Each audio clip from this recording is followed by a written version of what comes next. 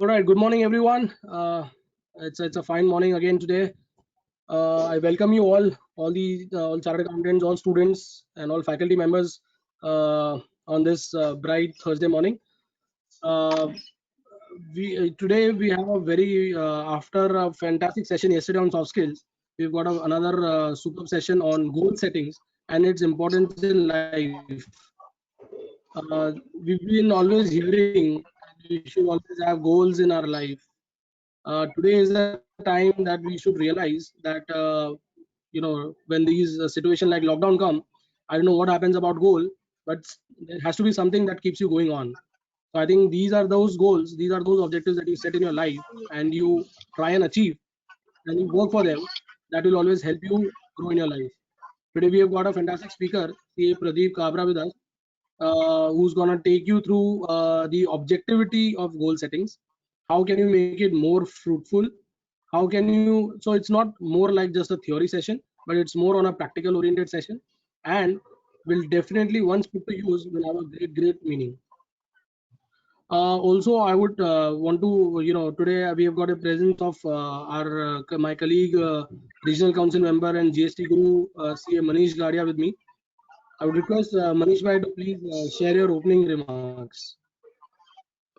Good morning to everyone, and it's indeed Good morning, sir. a very good topic. Unless you have a goal in your life, life becomes very difficult. When you see the cricket match, it is always better to bat second because you have a goal, you have a target which you want to achieve. So same thing happen in our life also. Unless we have a goal, we have a mindset where we want to go or what we want to achieve. So we are running without a goal. So that's what today Pradeep Kabra, CA Pradeep Kabra from Surat, is going to teach us and take you what are the objective and all that. So, and once again, I welcome you all. Thank you. Thank you, Manish Bhai. All my friends today who are attending the session, there's a very significant development that has happened, and I would want to share with you. Recently we had Art of Living Gurudev Shri Ravi Shankar ji address all the chartered accountants across India, and one of the senior most faculty who was there had opened up the session. Dr. Virat Chirania had opened up the session on behalf of Guruji and Ravi Shankar ji, and he had addressed all the chartered accountants. I'm very glad to say that share that one of the things that will keep all of us going in these lockdown moments is and something that all of young people should get inspired of is through meditation. I would request all of you to please keep that in mind. Also, I would want to share that Dr. Virat Chirania is coming up with some sessions on meditation and everything. So if you're interested, we'll be definitely sharing, or maybe I can give you the link or something, and then you can join those programs. But believe me, they are all done. Meditation is something that is gonna keep us live, running, and kicking. Just like goals in our life, I think all of us during these times we've been always thinking and procrastinating whether we should do meditation, we should learn, we should do that. Yes, no, but now is the time. In fact, you have time and time with yourself. Do adopt, do encourage, and do practice meditation in your lives. Learn it and do it in a most effective manner. I think these are the best times to increase your efficiency, your ability to work, focus, and everything comes automatically once you breathe right. So make sure you are on the lookout for these meditation sessions. If any help that you want, you can definitely reach out to us. We will help you connect with them. I got Vigasa member Dania Supariwala with us. Dania, can you please introduce the faculty for today? Good morning, friends. So today we have a webinar on an amazing topic, goal setting and its importance in life for CA students by someone who has himself achieved so much in his life. So CA Pradeep Kabra sir is an insolvency professional. He has done IFRS from ICAI. He has done ISA from ICAI, certification course on concurrent audit from ICAI, completed DBM from Wellington Institute of Management, He's a non-executive director in financial institution, including NBFCs. He's a managing committee member of Surat branch of ICI. He's a partner at a CA firm which deals in major insolvency cases, project finance, and bank audits. He's a team member for Central Statutory Audit for IDBI Bank. He's a member of the Southern Gujarat Chamber of Commerce and Industry. And the list, as goes on. He has served as a member of CPE Committee of Surat branch. He is a life member of ISKCON. He delivers motivational speeches, lectures at various platforms. He's an author. His core area of practice includes insolvency profession, one-time settlement with banks, revival and restructuring, project finance, direct and indirect taxes. He is providing consultancy in Maharashtra, Gujarat, Delhi, and rest of India. Thank you, sir. We are lucky to have you with us. We hope to have a wonderful session with you. Thank you, Arpit sir. Thank you, Manish sir, and the whole WIRC. Thank you, Lalit sir, WIRC chairman, for making these webinars possible, and all the students who are attending constantly. Thank you for deriving the benefit from all our efforts. Thank you. Thank you, All right, thank you, Dania. Tanya. Indeed, after much of education, even the speaker has realized motivation and goal setting is the most important thing. So, however educated you are, one thing that always will keep you together is something that is intangible, that is motivation, goal settings. And if you can get that earlier, I think, you can really study very well effectively. All right, over to you, Pradeep ji. I wish a great learning for all the participants here. Pradeep ji, we are here alongside. We'll be switching off our webcam so that you can continue your session. And any assistance you want, please let me know. Also, I'll request all the participants that this will be a very interactive session, so you can use your question box or your chat box to keep on replying whenever the speaker is asking questions. Unlike So, yesterday, RPG, these RPG, questions are where is not the objective, and hence we don't poll. where is the question box? Basically, I am not able If you acha, it's not coming in your this. So maybe we can use a chat box then. I'll ask Mishra ji if you can make Pradeep ji organizer, so he'll see on the question box also. Please change his designation from speaker and organizer also, Mishra ji. So, So you will get to see all the questions also. yeah. Yes. Now the questions. Yes. Ji Kabra, Manish ji.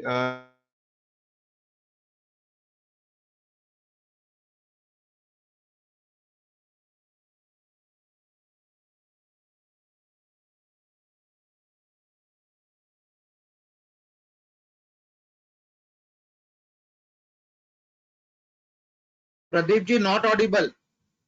Pradeep ji, you are Can't hear not you. audible.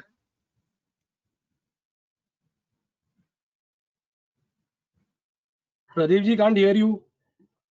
Pradeep ji, you are not audible.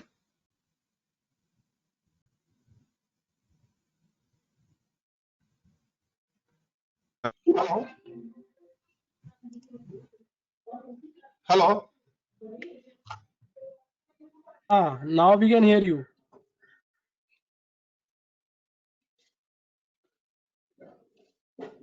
No, again we have lost you. You are now. I am unmuted. Basically, someone is put me on mute. Now I am unmuted. I think now you are able to hear me. Hear you Hello? proper. Yeah. Yes, you are Okay. audible now. Pradeep ji, you can continue. Thank you, RPG. So once again, I am really thankful to RPG Kabra for giving me this opportunity to interact with Vikasa students of WIRC. I feel wonderful being a student and to accompany students because I feel energy and vitality with them. I would say, friends, it is really delightful if we have like a student every time and develop that art of learning from every situation in our life. It paves a way to success ahead. Today, as RPG rightly said, that we will learn how to stay motivated towards the real goal of the life, because goals are very important. And the best part is this is a science and the art. So we can learn कि हमें अपने गोल किस तरह से बनाने चाहिए, किस तरह से उन्हें अचीव करने चाहिए.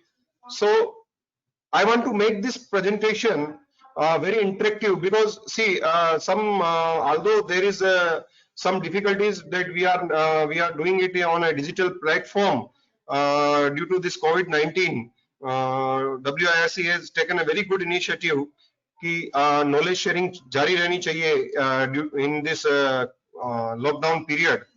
बट फिर भी मैं इसको इंटरेक्टिव रखना चाहूंगा, और उसके साथ में आप सब लोगों से रिक्वेस्ट करूंगा कि जब भी मैं क्वेश्चन पूछूं, आप अपना इधर क्वेश्चन बॉक्स है, चैट बॉक्स है, उसमें आप उसके आंसर्स यस नो में या मिनिमम जितना टाइप करके आप दे सकते हैं, आप उतना दीजिएगा. So very first question, my very first question to all of you, all students, आप कभी भी उसका आंसर देने में शेम फील मत करिए. Please make it interactive so that maximum we can learn from this webinar. Why you want to become chartered accountant? My first question to all students is कि हम CA क्यों बनना चाहते हैं? You can type on your chat box or maybe in question box. It is enabled for everyone.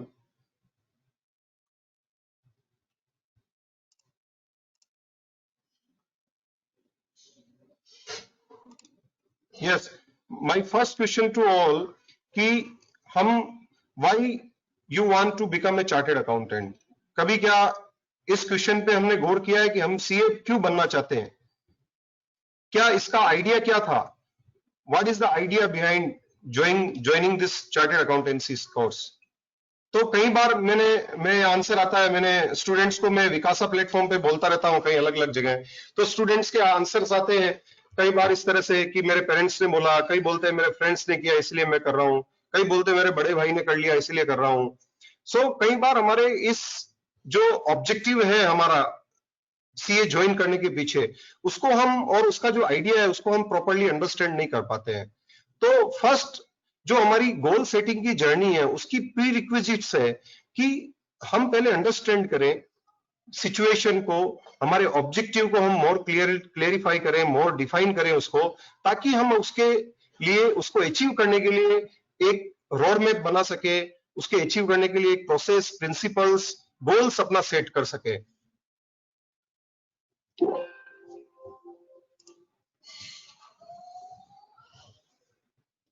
Okay, तो as a CA student बहुत सारे questions हमारे मन में आते हैं, बहुत सारे. I will try to address all of them.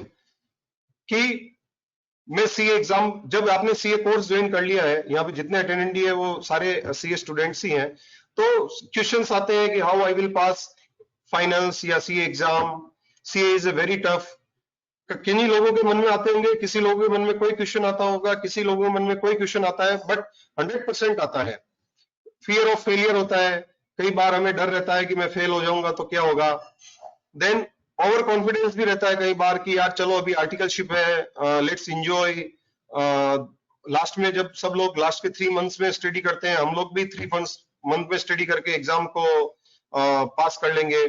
और उस ऐसे दृष्टिकोण रखने वाले स्टूडेंट्स के साथ कई बार क्या होता है कि जब लास्ट में समय कम पड़ जाता है तो वो डिसाइड करते हैं कि नहीं यार मुझे केवल एक ग्रुप ही देना है, और या फिर वो पूरा अटेम्प्ट भी एक्सेप्ट कर देते हैं, स्केप कर देते हैं कि मैं नेक्स्ट अटेम्प्ट दूंगा, इस अटेम्प्ट में नहीं बैठने वाला हूं.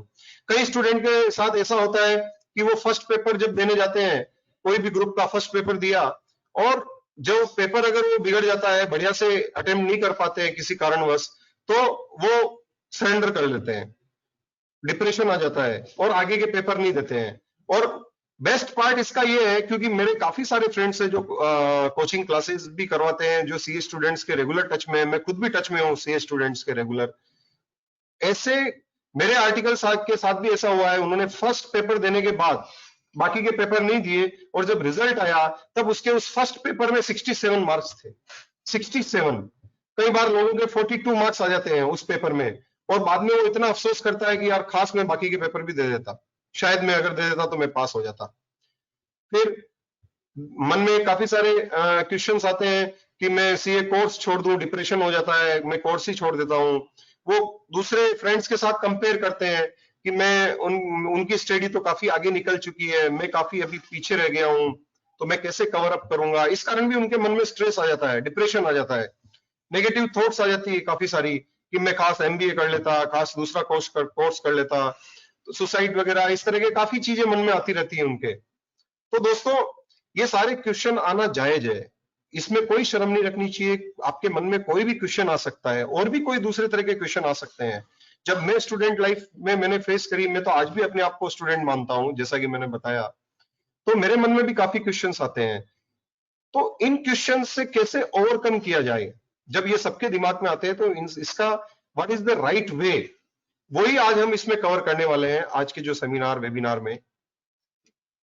Okay, so very first question का जो आंसर है कि why a chartered accountant. See friends, कि हमारा जो एज ए स्टूडेंट, हमारा फोकस रहता है कि सीए बनने पे, हमारा सारा फोकस होना भी चाहिए, लेकिन हम अपने आप को एक लिमिटेशन में बांध के हमारी जो थॉट्स हैं उसको लिमिटेड कर देते हैं, रिस्ट्रिक्ट कर देते हैं। See chartered accountancy degree is important, I am not telling that it is not important, but it will only open the first door for your career. ये सीए की डिग्री लेने के बाद आपके एक ऑर्गेनाइजेशन में एंट्री हो जाएगी, आप कोई भी प्रैक्टिस कर रहे हैं तो उसके लिए you will be eligible to take a COP, to hold a COP. But what is important is कि do CA to become a world class accountant or auditor or analyst or consultant or entrepreneur etc to serve the world, nation और society। मतलब as a student जो आपका objective होना चाहिए, CA तो करना ही है see, but what is your objective CA बनने के बाद क्या, तो आपको वो डिसीजन आज ही लेना चाहिए।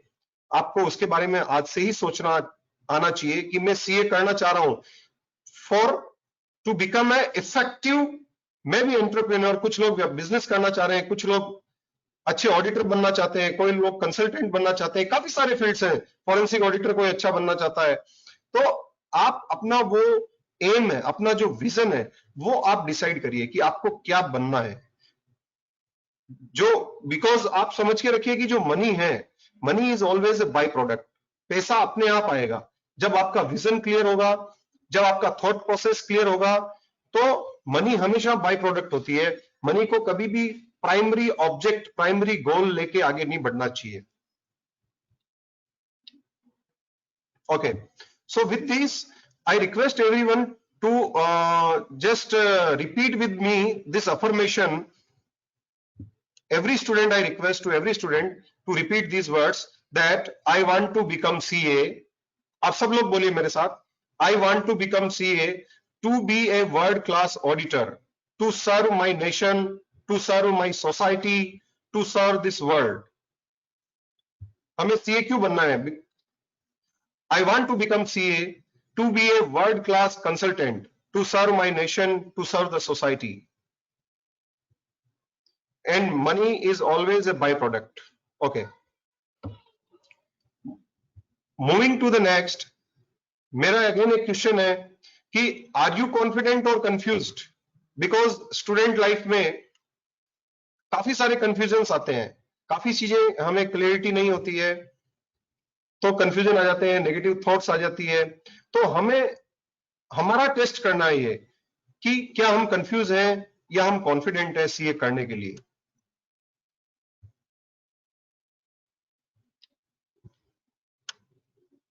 Okay, so the best part is that कि आपके जितने भी क्वेश्चंस हैं दिमाग में, जितने कंफ्यूजन्स हैं, उनको अगर हम एक सही तरीके से, एक सही रास्ता, एक सही रोड मैप अगर हम अपना ले, जिसे कि हम गोल कहते हैं, तो आप अपना जो गोल है, अपना जो जीवन का उद्देश्य है, अभी अगर एज ए स्टूडेंट में बोलूं तो आपका उद्देश्य है कि सीए बनना, तो उसको आप आराम से अचीव कर सकते हैं। अपने मन से प्रश्न करिए कि क्यों कुछ स्टूडेंट्स, क्यों आपके कुछ फ्रेंड्स, क्यों आपके कुछ नॉन कलीग्स वो फर्स्ट अटेम्प्ट में चार्टेड अकाउंटेंट बन जाते हैं? क्यों किन लोगों की रैंक आती है? क्यों बहुत सारे लोग फेल हो जाते हैं? ये सारे क्वेश्चंस आप अपने मन में करिए। उसका एक ही रीजन है, फर्स्ट एंड फॉरमोस्ट, कि उनके पास प्लानिंग होती है, उनके पास एक विजन होता है, उनके पास एक गोल होता है, वो पूरी प्लान वे में कमिटमेंट के साथ आगे बढ़ते हैं। और the best part is that my dear friends, कि ये goal is a setting a goal is a art and science. ये हम सीख सकते हैं, ये लर्न कर सकते हैं। It is not a inborn quality, inborn ability. It is a science and art which is well defined everywhere. अभी YouTube के वीडियोस इतने सारे हैं, इतने सारे मोटिवेशनल स्पीकर्स हैं, इतनी सारी मोटिवेशनल बुक्स हैं। अगर आप कोई भी चीज उठाएंगे, कोई भी एक बुक या कोई भी एक नॉलेज का सोर्स आप लेंगे और अगर आप स्टडी करेंगे, तो आई एम श्योर कि आप एक अच्छे चार्टेड अकाउंटेंट बन सकते हैं। यहाँ पे ये चीज हमें समझने की इसलिए भी ज्यादा जरूरत है कि जो हमारा इंस्टीट्यूट है, हमारी जो चार्टेड अकाउंटेंट का जो कोर्स डिजाइन किया हुआ है, वो टोटली नॉलेज बेस है, टोटली लॉ, उसमें काफी सारे लॉ का नॉलेज है, काफी टेक्निकल है, बट मैनेजरियल टाइप नहीं है। हमारे अभी जो पास्ट प्रेसिडेंट है, उनके साथ अभी एक वेबिनार था जो आरवीजी हॉस्टल के लिए किया गया था। तब सर बता रहे थे कि जो इंडस्ट्रीज के जो एसोचेम्स हैं, इंडस्ट्रियलिस्ट, जब उनके साथ इंटरेक्शन होता था उस समय, तो वो उनको एक ही इश्यू रहता था कि sir chartered accountants knowledge wise very in depth knowledge होता है, नॉलेज के मामले में उनका मुकाबला कोई बंदा नहीं कर सकता है, उसमें कोई डाउट नहीं है। बोले बहुत इसमें कॉन्फिडेंट होता था, हमें गर्व होता था। बट साथ में वो कहते थे कि सर हमें एक बहुत बड़ी प्रॉब्लम है आपके चार्टेड अकाउंटेंट से, कि they are good problem identifiers. वो प्रॉब्लम को आइडेंटिफाई करना जानते हैं, बट प्रॉब्लम सॉल्वर्स नहीं है, वो सॉल्यूशन ओरिएंटेड नहीं होते हैं ज्यादातर चार्टेड अकाउंटेंट्स। तो उसका कारण भी ये दोस्तों कि जो हमारा कोर्स डिजाइन ऐसा किया गया कि कंप्लीटली टेक्निकल है। हालांकि काफी सारे आईसीआई ने काफी सारे स्टेप्स लिए हैं, अर्पित जी जैसे आरसीएम है, वो लोग आगे प्रोएक्टिवली आके काफी सारे स्टूडेंट्स के लिए, जैसे आज का वेबिनार इसका एक बहुत बड़ा एग्जांपल है कि उन्होंने आगे होके मुझे बोला कि हमारे स्टूडेंट्स को ये नॉलेज हमें देना चाहिए। तो काफी सारे इंस्टीट्यूट भी सिंक्रोनाइज कर रही है, but still we need to understand that कि हमें थोड़ी मैनेजरियल स्किल्स भी गेन करनी चाहिए। Managerial skills are also very important. Okay, so my question to all of you is, are goals important in our life as a student? क्या goals हमारी जिंदगी में अहमियत रखना चाहिए या नहीं रखना चाहिए? Just type yes or no in your chat box. Just type yes or no.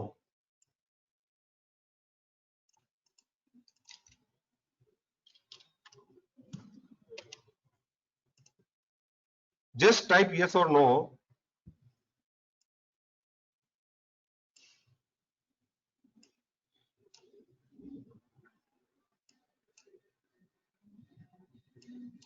Just give me 1 minute because मेरी ये यहाँ पे टेबल बराबर से नहीं आ रही है।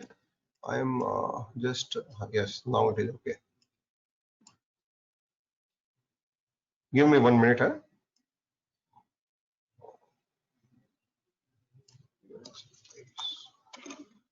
Okay. Yes. So यहाँ पे काफी सारे स्टूडेंट्स ने लिखा है कि yes, goals are important in our life. करिश्मा जैन, दर्शा Shah, Akshay, Partha, yes, very nice. So we all know that goals are important in our life. तो मेरा नेक्स्ट क्वेश्चन आप लोगों से है, do you have a goal in your life? Just type yes and no. क्या आपने अपनी जिंदगी में कोई गोल बनाया है? मैक्सिमम लोगों ने लिखा है यस, हमने बनाया है। Very nice. प्रियंका लिख रही है यस, केना लिख रही है यस, आशीष जी ने लिखा है yes. Now my next question is, see these are the prerequisites. हमें पहले अपने माइंड को क्लियर करना है, माइंड को वॉश करना है कि गोल क्यों इंपॉर्टेंट है, क्योंकि जब तक हमें उसकी इंपॉर्टेंस पता नहीं चलेगी, हमारा उसके प्रति जो अट्रैक्शन है वो क्रिएट नहीं कर पाएंगे हम लोग। मेरा नेक्स्ट क्वेश्चन है, क्या आपका गोल राइटिंग में है? क्या आपने गोल जो है अपना, जो भी गोल आपने लाइफ में बनाया हो, चाहे वो लॉन्ग टर्म गोल हो, चाहे शॉर्ट टर्म गोल हो, चाहे हेल्थ रिलेटेड हो, चाहे इकोनॉमी रिलेटेड हो, चाहे फैमिली रिलेटेड हो, क्या आपने उस गोल को राइटिंग में लिखा है? टाइप यस और नो। आप नो भी लिख सकते हैं, आप सच्चे रहिए। आज आपने लिखा है तो यस करिएगा, नहीं लिखा है तो नो करिएगा। क्या आपने अपना गोल राइटिंग में लिखा है? एक बुक में, एक डायरी में, एक कार्ड में, अपनी टेबल जो स्टडी टेबल है उसके सामने लगा के चिपकाया है? Is your goal is in writing? Pavan ji ने लिखा है नो, शुभम जी ने लिखा है नो,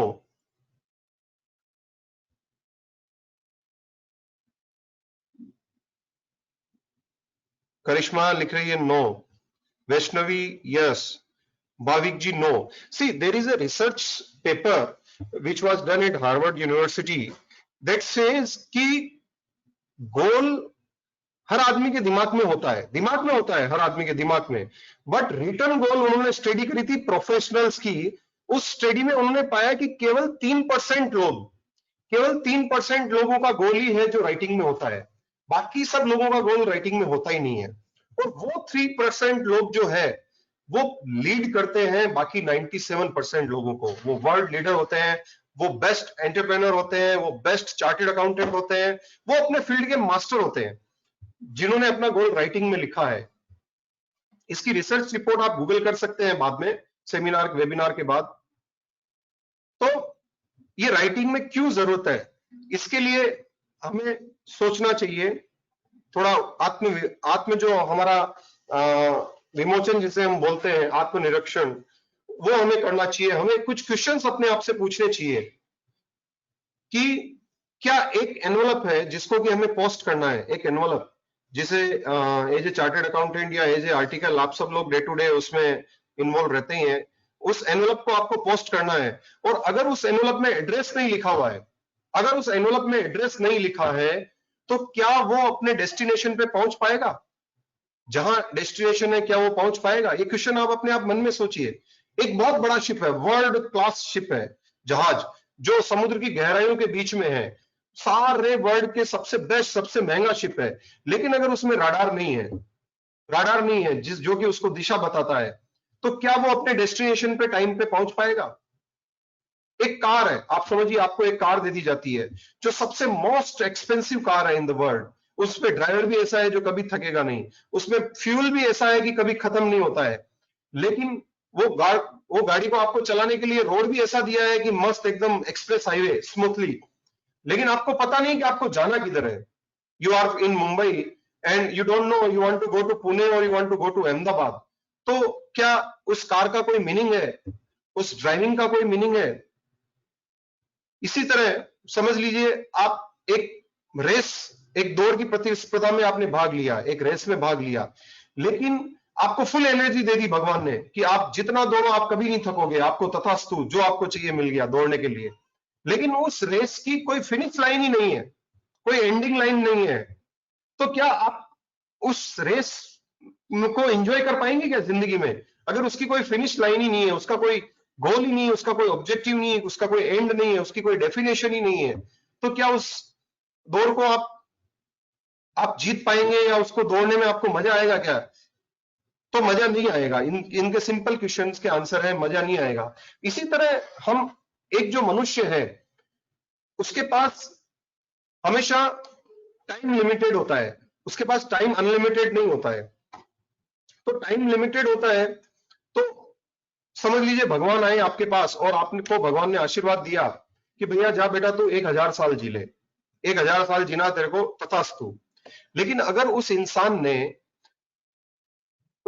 ने अपना गोल डिसाइड नहीं किया है, उस इंसान के पास अपना क्लियर विजन नहीं है लाइफ का, तो क्या वो 1000 साल भी उसके लिए काफी है? वो भी उसके कम पड़ेंगे।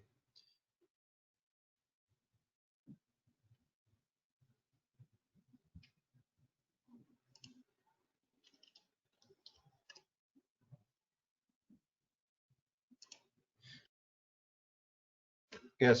Now my voice is audible to all, I think. तो हम बात कर रहे थे कि इंसान के पास अगर लाइफ के लिए 1000 साल भी जीने के लिए दे दें कि, और उसके पास अगर कोई गोल नहीं है लाइफ का, कोई विजन नहीं है, तो भी वो 1000 साल भी शायद उसके लिए पूरे नहीं पड़ेंगे।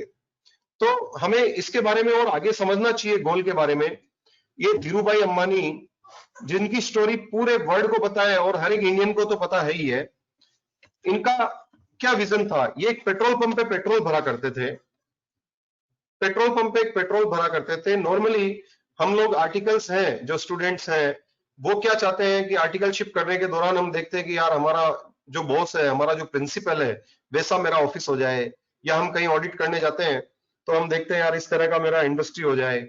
लेकिन वो बंदे ने पेट्रोल पंप लगाने ओनरशिप की नहीं सोची, उस बंदे ने सोची उस समय कि मैं वर्ल्ड क्लास रिफाइनरी सेटअप करूंगा, वर्ल्ड क्लास। उसने सपना देखा, उसने एक ड्रीम देखा और उस ड्रीम को गोल में कन्वर्ट किया और उसको अचीव करके उन्होंने दिखाया, जो कि आप सब लोगों के सामने है। धीरूभाई अंबानी का एक कोटेशन है, वो मैं यहाँ पे बोलना चाहूंगा। धीरूभाई अंबानी कहते थे कि think big, think fast, think ahead, idea are no one's monopoly. क्योंकि आइडियाज पे किसी की मोनोपोली नहीं है। आप आइडिया,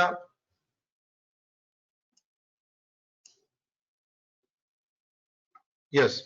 देन दूसरा कोट में बोलना चाहूंगा कि हमारे सपने बड़े होने चाहिए, हमारी जो एम्बिशंस हैं वो हमेशा उच्च हो, हमारे जो कमिटमेंट्स हैं वो गहरी होनी चाहिए, तथा हमारे जो एफर्ट्स हैं वो इतने अखंड और प्रचंड होने चाहिए कि हम कोई भी चीज इस दुनिया में, अगर ये चीजें हमने पाली तो कोई भी चीज हम दुनिया में पा सकते हैं। एक कवि ने सही कहा है, एक राइटर ने, कि if you are born poor, if you are born poor, it is not your fault, it is not your mistake, but if you are die poor, it is your fault, it is your mistake. So it is up to us. Then MS Dhoni, MS Dhoni का भी example, हम सब लोग, इसके ऊपर movie भी बन चुकी है काफी सारी। तो MS धोनी एक टीसी के रूप में अपनी सेवाएं दे रहे थे इंडियन रेलवेज में, टिकट कलेक्टर, टिकट चेकर, और उन्होंने वो सर्विस को रिजाइन करके, रेजिग्नेशन देके अपना कैरियर क्रिकेट में चुना। उनकी फैमिली ने बहुत मना किया, बिकॉज उनकी फैमिली मिडिल क्लास से बिलोंग करते थे वो, तो फैमिली ने बोला कि अच्छी खासी गवर्नमेंट जॉब है, आप क्यों छोड़ के जाना चाह रहे हो। लेकिन उन्होंने एक डिसाइड किया, गोल सेट किया, उसके लिए सेक्रीफाइस किया, कमिटमेंट दिया, और वो आज की तारीख में इंडिया के सबसे बेस्ट कैप्टन सारे फॉर्मेट्स में उन्होंने बन के दिखाया है, क्योंकि उनका विजन क्लियर था, उनका कमिटमेंट हाई था, इसलिए वो वहां पे पहुंच पाए। इस तरह के काफी सारे एग्जाम्पल है दोस्तों, जिसे आप देख सकते हो। जैसे आप अक्षय कुमार जो फिल्मी हीरो है, वो भी एक पहले वेटर हुआ करता था, उसने भी आज नई ऊंचाइयों को प्राप्त किया। शाहरुख खान के जो गुरु थे, टीचर, वो हंसते थे जब वो बोलता था कि मुझे एक एक्टर बनना है, बट उन्होंने वो करके दिखाया। तो इस तरह से काफी सारे एग्जाम्पल से आप गूगल करके, सर्च करके देख सकते हैं, सारी इस तरह की मोटिवेशनल स्टोरी आप देख सकते हैं। So going forward, now we need to understand कि what is desire and what is the burning desire. See desire हर आदमी के, हर इंसान के मन में होती है डिजायर, कि एज ए स्टूडेंट, अभी कुछ लोग मुंबई में होंगे, मैंने भी आरबीजी में रह के अपना चार्टर्ड अकाउंटेंसी कोर्स कंप्लीट किया, मुंबई में था मैं भी। तो बॉम्बे में आप कोई भी घर, आप जब हॉस्टल से, आप जहां रह रहे हैं वहां से निकलते हैं, तो रास्ते में आपने कोई बढ़िया कार देखी तो आपकी इच्छा हो गई यार ये कार मेरी होनी चाहिए। कोई अच्छा ऑफिस देखा तो आपकी इच्छा हो गई कि यार मेरा ये ऑफिस होना चाहिए। कोई इंडस्ट्री में ऑडिट करने गए तो आपको एक बार ऐसा लग गया कि यार नहीं, ये इंडस्ट्री मुझे डालनी है, मुझे तो ऐसा होना चाहिए। सी डिजायर हर आदमी के दिमाग में आती है और चली जाती है, लेकिन हमें डिजायर और बर्निंग डिजायर का डिफरेंस समझना होगा यहाँ पे, कि डिजायर क्या है। डिजायर एक ऐसी चीज है जो रोज आती है और चली जाती है, जिस डिजायर पे आप कॉम्प्रोमाइज कर सकते हो। कोई अदर इंपॉर्टेंट वर्क आ गया तो आपकी डिजायर दब जाएगी, उसको आप भूल जाओगे और उस इंपॉर्टेंट वर्क पे फोकस करने लग जाओगे। और जब कोई दबाव, कोई प्रेशर आएगा तो आपकी डिजायर जो है वो हमेशा वीक हो जाएगी, कमजोर हो जाती है। जबकि बर्निंग डिजायर जो है, बर्निंग डिजायर अपने को समझना, आइडेंटिफाई, एस्टैब्लिश करना जरूरी है, बिकॉज आपका गोल जो है वो सिंक्रोनाइजेशन उसका बर्निंग डिजायर के साथ जब तक नहीं होगा, तब तक आप गोल को अचीव नहीं कर पाएंगे। बर्निंग डिजायर क्या होती है कि बर्निंग डिजायर वो डिजायर होती है जिसे कि आप कभी भी कोई भी सिचुएशन में कॉम्प्रोमाइज करने के लिए तैयार नहीं होते हैं नॉर्मली। जो जितनी कठिनाई आती है आपको उतनी ही ज्यादा वो मजबूती देके जाती है। तो अपने आप से आप दो सवाल करिए कि आप लाइफ में क्या चाहते हैं। आपको बर्निंग डिजायर अगर आइडेंटिफाई करनी है तो आप लाइफ में क्या चाहते हैं, आप लाइफ से क्या चाहते हैं, और उस चीज को पाने के लिए आप कितना सेक्रीफाई, कितनी कीमत चुकाने के लिए तैयार है। आप सबसे पहले पेपर और पेन उठाइएगा ये वेबिनार खत्म होने के बाद, और ये प्रैक्टिस, ये एक्सरसाइज आप करिए। ये एक्सरसाइज जब करेंगे तो आपको क्लियरिटी मिलेगी थोड़ी कि मेरी बर्निंग डिजायर और डिजायर क्या है। और एक इसके साथ एक मैं आपको सेरेनिटी प्रेयर जो यहाँ पे बोलना चाहूंगा, वो लोग आप ध्यान से सुने। ये अपने गूगल पे भी अवेलेबल है, यूट्यूब पे भी अवेलेबल है, आपको डाउनलोड करनी है आप वहां से कर सकते हैं कि God God grant me this serenity to accept the things and courage to change the things that I can and wisdom to know the difference what I can and what I can not. मैं इसको वापस repeat करूंगा कि परमात्मा मुझे संतुलन दो कि जो मैं बदल नहीं सकता उसे मैं आपकी सौगात समझ के उसको स्वीकार कर लूं कि जो मैं बदल नहीं सकता। क्योंकि काफी सारी चीजें हमें एक्सेप्ट करनी होती है, जैसे कि आप किस परिवार में पैदा हुए हैं, आपके पेरेंट्स कौन है, आपकी फाइनेंशियल पोजीशन क्या है, काफी सारी चीजें जो आपके हाथ में नहीं है, आप बदल नहीं सकते।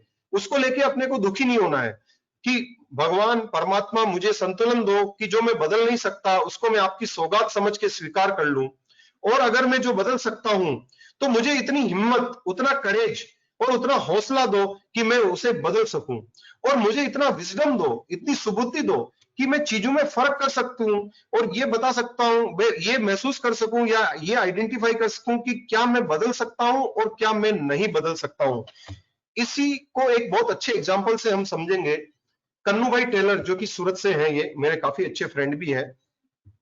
कन्नू भाई टेलर की स्टोरी यहां अपने को समझना चाहिए। कन्नू भाई टेलर पैदाइशी 90%, मोर देन 90% ये स्पेशली एबल्ड थे, विकलांग, अभी तो दिव्यांग बोलते हैं हम लोग। ये पैदाइशी थे, ये एक टेलर के परिवार में पैदा हुए। टेलर मतलब दर्जी, जिसको गुजरात में या टेलर, कन्नू भाई टेलर बोलते हैं। तो एक दर्जी, इनके फादर कपड़े सिलाई का काम करते थे। बहुत गरीबी की जीवन यापन इन्होंने किया। बचपन में इन्होंने जो स्क्रैप वाले जो बियरिंग्स होते हैं उनकी लकड़ी की गाड़ी बना के उनपे अपना जीवन यापन किया। तो इनके पास लाइफ में दो ऑप्शंस थे। ये दो ऑप्शन थे इनके पास कि या तो अपनी लाइफ पूरी ये नेगेटिविटी में बिता देते, पूरे नेगेटिविटी में बिता देते कि वो दुनिया भर भगवान को कोसते जिंदगी भर कि ये भगवान तूने मेरे को ये कैसा बनाया। वो अपने माता पिता को कोसते कि ये कैसा मैं पैदा हो गया। पूरे अपने आप को समाज की दृष्टि से देखते कि मैं अपंग हूं, मैं दिव्यांग हूं, मैं विकलांग हूं, मैं कुछ नहीं कर सकता। लेकिन नहीं, उन्होंने वो मार्ग नहीं चुना। उन्होंने एक प्रण लिया। ये रियल स्टोरी है सर, और अभी ये हैं बंदे, आपको कभी भी मिलना हो सूरत में तो आप मिल सकते हैं इनसे। तो इन्होंने लेकिन एक ऑब्जेक्टिव बनाया लाइफ का कि ये इन्होंने बोला कि जो अपंग लोग हैं वो मैक्सिमम अपने आप को असहाय, निसहाय, इनकेपेबल मानते हैं और भीख मांगनी पड़ती है उन लोगों को सड़कों पे, रोड पे अपना जीवन यापन करने के लिए।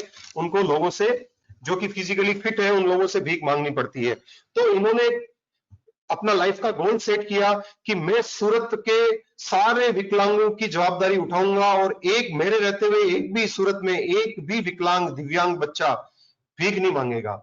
और दोस्तों, इनको पद्मश्री अवार्ड मिला है। आज सूरत पूरे इंडिया में एक ऐसा डिस्ट्रिक्ट है, पहला ऐसा डिस्ट्रिक्ट है जिसमें कोई भी दिव्यांग सूरत जिले में भीख नहीं मांगता है, बिकॉज ऑफ दिस कन्नू भाई टेलर। इसके पास न पैसा था, न कोई रिसोर्सेज थे। जब इन्होंने गोल सेट किया, इनके पास न कोई फाइनेंशियल बैकअप था, बस इनके पास एक क्लियर विजन था। और विजन था सोसाइटी को सर्व करने का। इनका विजन था सर्व जन सुखाय सर्व जन हिताय। इनका विजन ऐसा नहीं था कि स्वार्थ, जिसमें ग्रीड थी, जिसमें सेल्फिशनेस था, ऐसा विजन नहीं था। इनका विजन था कि मुझे सूरत के बेनिफिट के लिए ये सब काम करना है। तो आज वो एक अच्छा हॉस्पिटल रन कर रहे हैं। आज उनकी एक स्कूल है, उनकी कॉलेज है जिसमें केवल दिव्यांग पढ़ते हैं और निःशुल्क पढ़ते हैं, एक भी पैसा नहीं लेता है। क्योंकि दानदाता इतने हैं कि कोई भी नेक काम करता है तो उसके लिए रिसोर्सेज की कमी, पैसे के लिए कभी भी कोई काम जिंदगी में अटकता नहीं है। और आज की तारीख में 20,000 लोगों का लोगों को, उन्होंने दिव्यांग लोगों को सेल्फ ट्रेंड किया है। काफी सारे लोग गवर्नमेंट जॉब कर रहे हैं, काफी एमएनसीज में काम कर रहे हैं, और मैं भी इस संस्था से रेगुलर जुड़ा हुआ हूं। इनको इंडिया में ही नहीं, व्हाइट हाउस में भी इनको सम्मानित किया गया, और काफी सारे कंट्रीज में ऐसी कोई जगह नहीं जहां इनको पर्सनली बुलाया नहीं गया हो और सम्मानित नहीं किया गया हो। अभी रिसेंटली प्रधान मोदी जी ने इनको मोटिवेट किया और सार्क देशों के साथ इन्होंने एक एग्रीमेंट साइन किया, जिसमें फॉरेन से जो दिव्यांग लोग हैं वो यहाँ आते हैं, बॉम्बे एयरपोर्ट तक पहुंचाने की जवाबदारी फॉरेनर्स की, सार्क देशों की, वहां से ये यहाँ सूरत तक लाते हैं, उनका इलाज करते हैं और वापस बॉम्बे एयरपोर्ट तक पहुंचाने की जवाबदारी इनकी। निस्वार्थ ये सेवा कर रहे हैं, पूरे वर्ल्ड में अपना देश का और सूरत का शहर का नाम रोशन कर रहे हैं। तो दोस्तों, हमें ये सोचना चाहिए, हम कई बार कोसते हैं, अपने प्रिंसिपल को कोसते हैं कई बार, हम जहाँ पे आर्टिकलशिप कर रहे हैं कि यार क्या मेरे को अपॉर्चुनिटी नहीं दी गई, मैं बढ़िया से सीख नहीं पाया, क्या मुझे तो ज्यादा काम करवा रहे हैं, मेरे को लीव नहीं दे रहे हैं। कई बार पेरेंट्स को कोसते हैं कि मेरे को ये सुविधाएं नहीं दी, मेरे को ये फैसिलिटी नहीं दी, जबकि हमें धन्यवाद, हमें ग्रेटिट्यूड देना चाहिए कि हमारे पास जो है। आज कन्नू भाई टेलर से अगर हम अपने आप को कंपेयर करें तो हमारे पास भगवान ने हाथ पैर सब कुछ दिया है, वो कम नहीं है लाइफ में, आपको अगर कुछ एक्चुअल में कुछ करना है तो यहां से इससे एक मैसेज हमें मिलता है कि ये फर्क नहीं पड़ता, ये फर्क नहीं पड़ता है कि हम कहां से आ रहे हैं, फर्क तो ये पड़ता है कि हम जाना कहां चाहते हैं, हम जाना कहां चाह रहे हैं, इससे फर्क पड़ता है।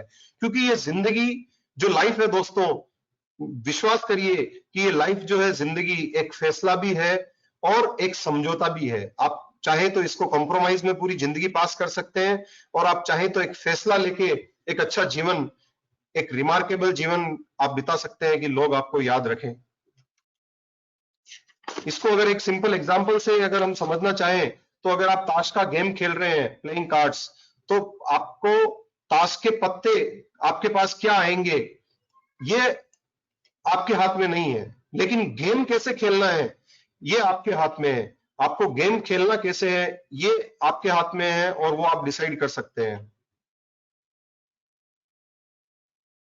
ओके, यहां मेरी आपसे एक क्वेश्चन है मेरा कि what is the definition of success. आप सक्सेस को की डेफिनेशन क्या मानते हैं? You can type in your question box, what is the definition of success in one line. अगर मैं बोलूं एक लाइन में कि सक्सेस क्या है?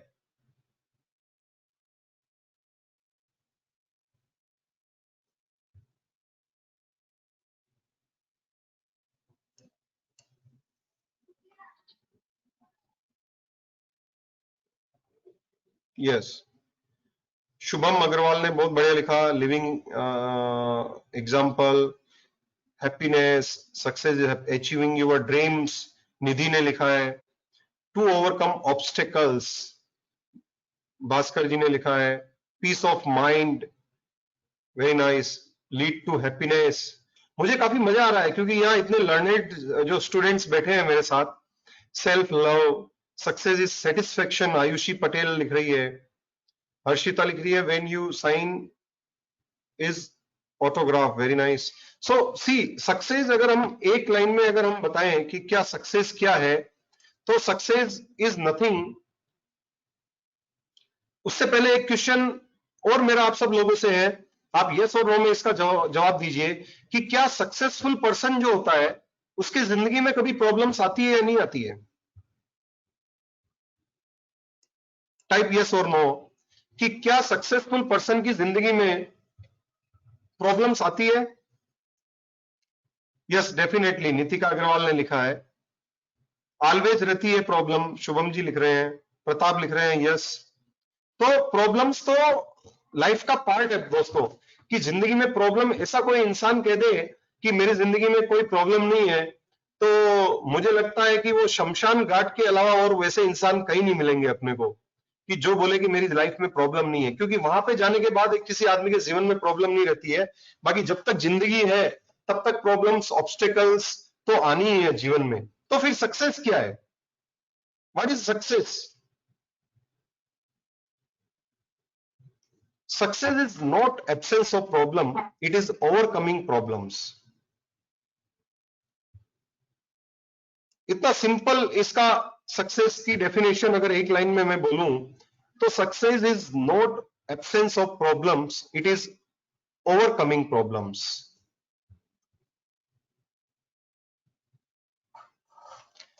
तो फिर मेरा नेक्स्ट क्वेश्चन आप लोगों से है, तो फिर बहुत सारे लोग फेल क्यों हो जाते हैं? अगर हम चार्टर्ड अकाउंटेंसी कोर्स के बारे में बात करें तो काफी लोग फिर फेल क्यों हो जाते हैं? जब हम सब लोगों को इतना नॉलेज है उसके बाद भी हम लोग फेल क्यों हो जाते हैं?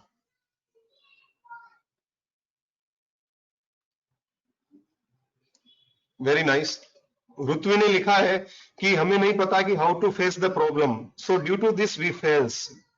ज्योति जी ने लिखा है fighting with the problems with positive spirit. इससे तो आप पास हो जाएंगे, आप फेल क्यों हो जा रहे हैं? मेरा क्वेश्चन है कि why many people fails? Happily accepting problem is a big thing. Why many peoples fail?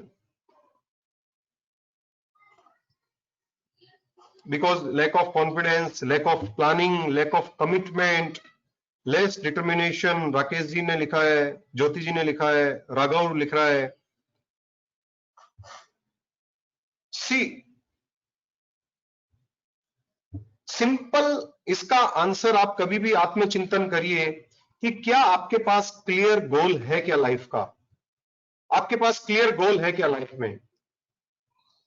अगर आपके पास लाइफ में क्लियर गोल है, clear written goal, whenever I will use the word goal means it is a written goal। आपकी desire, I am not talking about your desire, I am not talking about your burning desire here, now I am talking about your clear written goal। so अगर आपके पास आपका clear goal है तो आपका success का जो ratio है वो काफी बढ़ जाएगा। तो यह शुभम जी लिख रहे हैं कि 90% लोगों के पास शायद गोल नहीं है, ये सही बात है। जसलीन लिख रही है कि हाउ टू आइडेंटिफाई गोल, यही आज हमारा मेन सब्जेक्ट है जिसपे कि हम आ रहे हैं। पहले हम इसकी एक प्रीफेस हम लोग स्टडी कर रहे हैं कि ये क्यों सीखे कि गोल इंपॉर्टेंट है। नहीं तो मैं प्रीफेस नहीं बताऊंगा तो आप लोग क्या करेंगे? मेरा वेबिनार होने के बाद वापस आप अकाउंट्स इनकम टैक्स लेके बैठ जाएंगे कि यार ठीक है सर ने बताया होगा गोल, वो इंपॉर्टेंट नहीं है, अभी मेरा इनकम टैक्स इंपॉर्टेंट है, मेरा अकाउंटेंसी इंपॉर्टेंट है। So now question is how to identify your goal. Okay, उससे पहले मेरा क्वेश्चन है आपसे कि who will decide your goal? Who will decide your goal? आपके फादर, मदर, आपके फ्रेंड्स, या मैं प्रदीप काबरा आपका गोल डिसाइड करूंगा, या अपने अर्पित सर, आरसीएम सर वो डिसाइड करेंगे? Who will decide your goal? My question to all of you. Yes, इसमें हर आदमी का यही जवाब है कि मुझे खुद करना है। Very nice. Sometimes circumstances, किसी का आंसर है कि sometimes circumstances। सर कभी भी circumstances आपकी गोल डिसाइड नहीं कर सकती है, क्योंकि जब circumstances के हिसाब से अगर आपका ऑब्जेक्ट चेंज हो रहा है means it is not your goal, that was your desire, not goal। आपका गोल आप ही डिसाइड करने वाले हैं।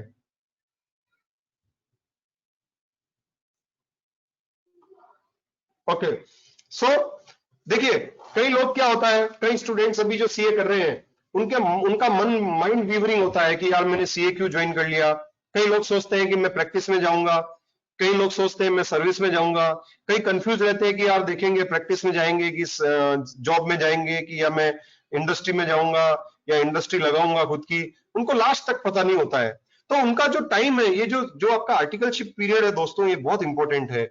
आपको अपना गोल डिसाइड करके आपको ये डिसाइड करना है कि आपको किसमें स्पेशलाइजेशन हासिल करनी है। आपको वो स्पेशलाइजेशन हासिल करनी है। अगर आप वो आइडेंटिफाई कर ले और उसके बाद अगर आप अपनी आर्टिकलशिप का जो 3 इयर्स का पीरियड है, if you invest that period in such a manner कि in for attainment of your goal, for focusing on your goal, तो आप एक अलग इंसान, एक अलग चार्टेड अकाउंटेंट बन के निकलेंगे। तो आगे की स्लाइड में हम समझेंगे ये सारी चीजें।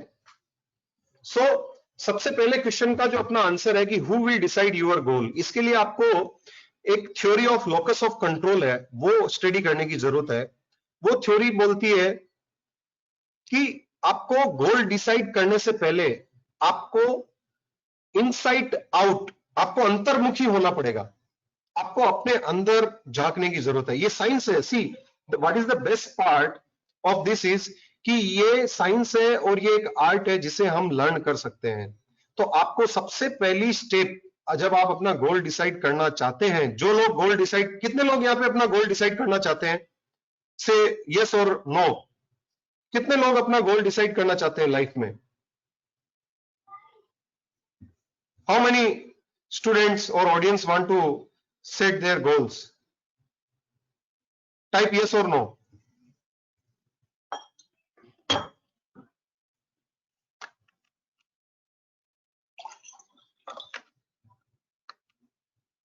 Wonderful, wonderful.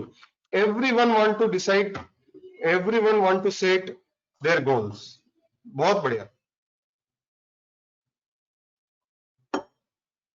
तो अब हम बहुत इंपॉर्टेंट सेशन की तरफ जा रहे हैं।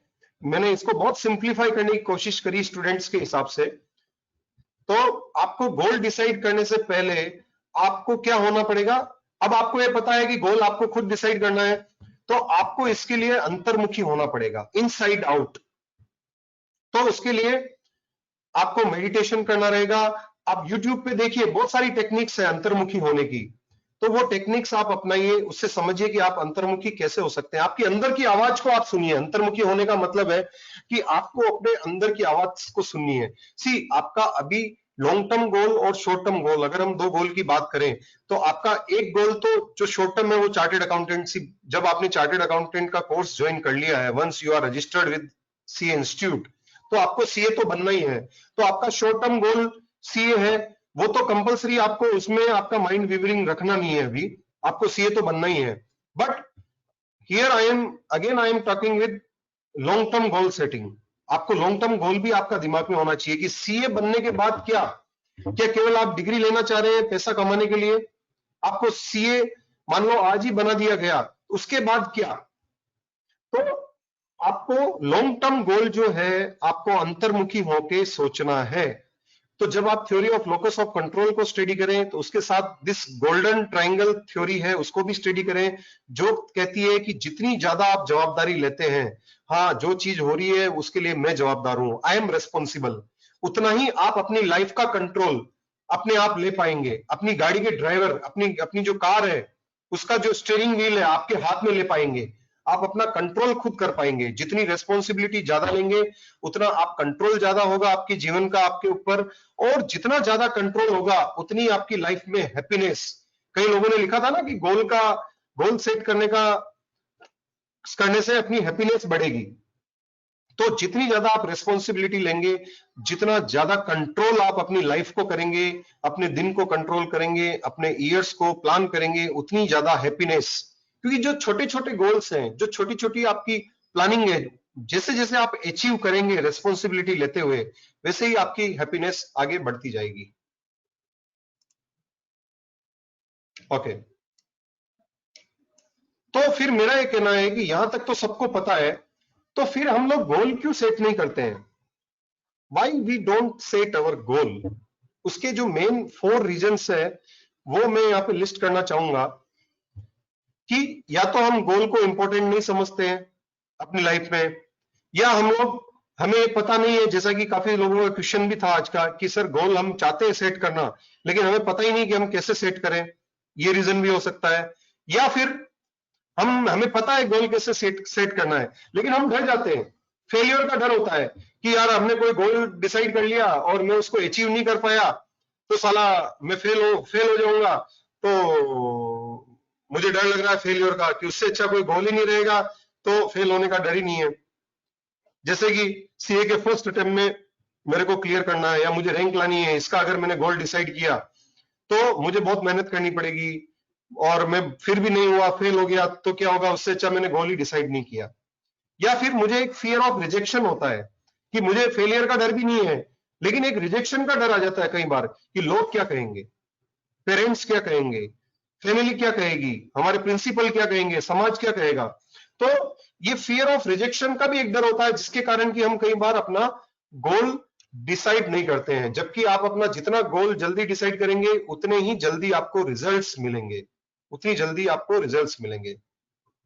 ओके, अब हम बढ़ते हैं, ये गोल हमें कैसे डिसाइड करना है इसके बारे में हम आगे बढ़ रहे हैं। तो आप थोड़ा सा कंसंट्रेट होके इसको समझिए।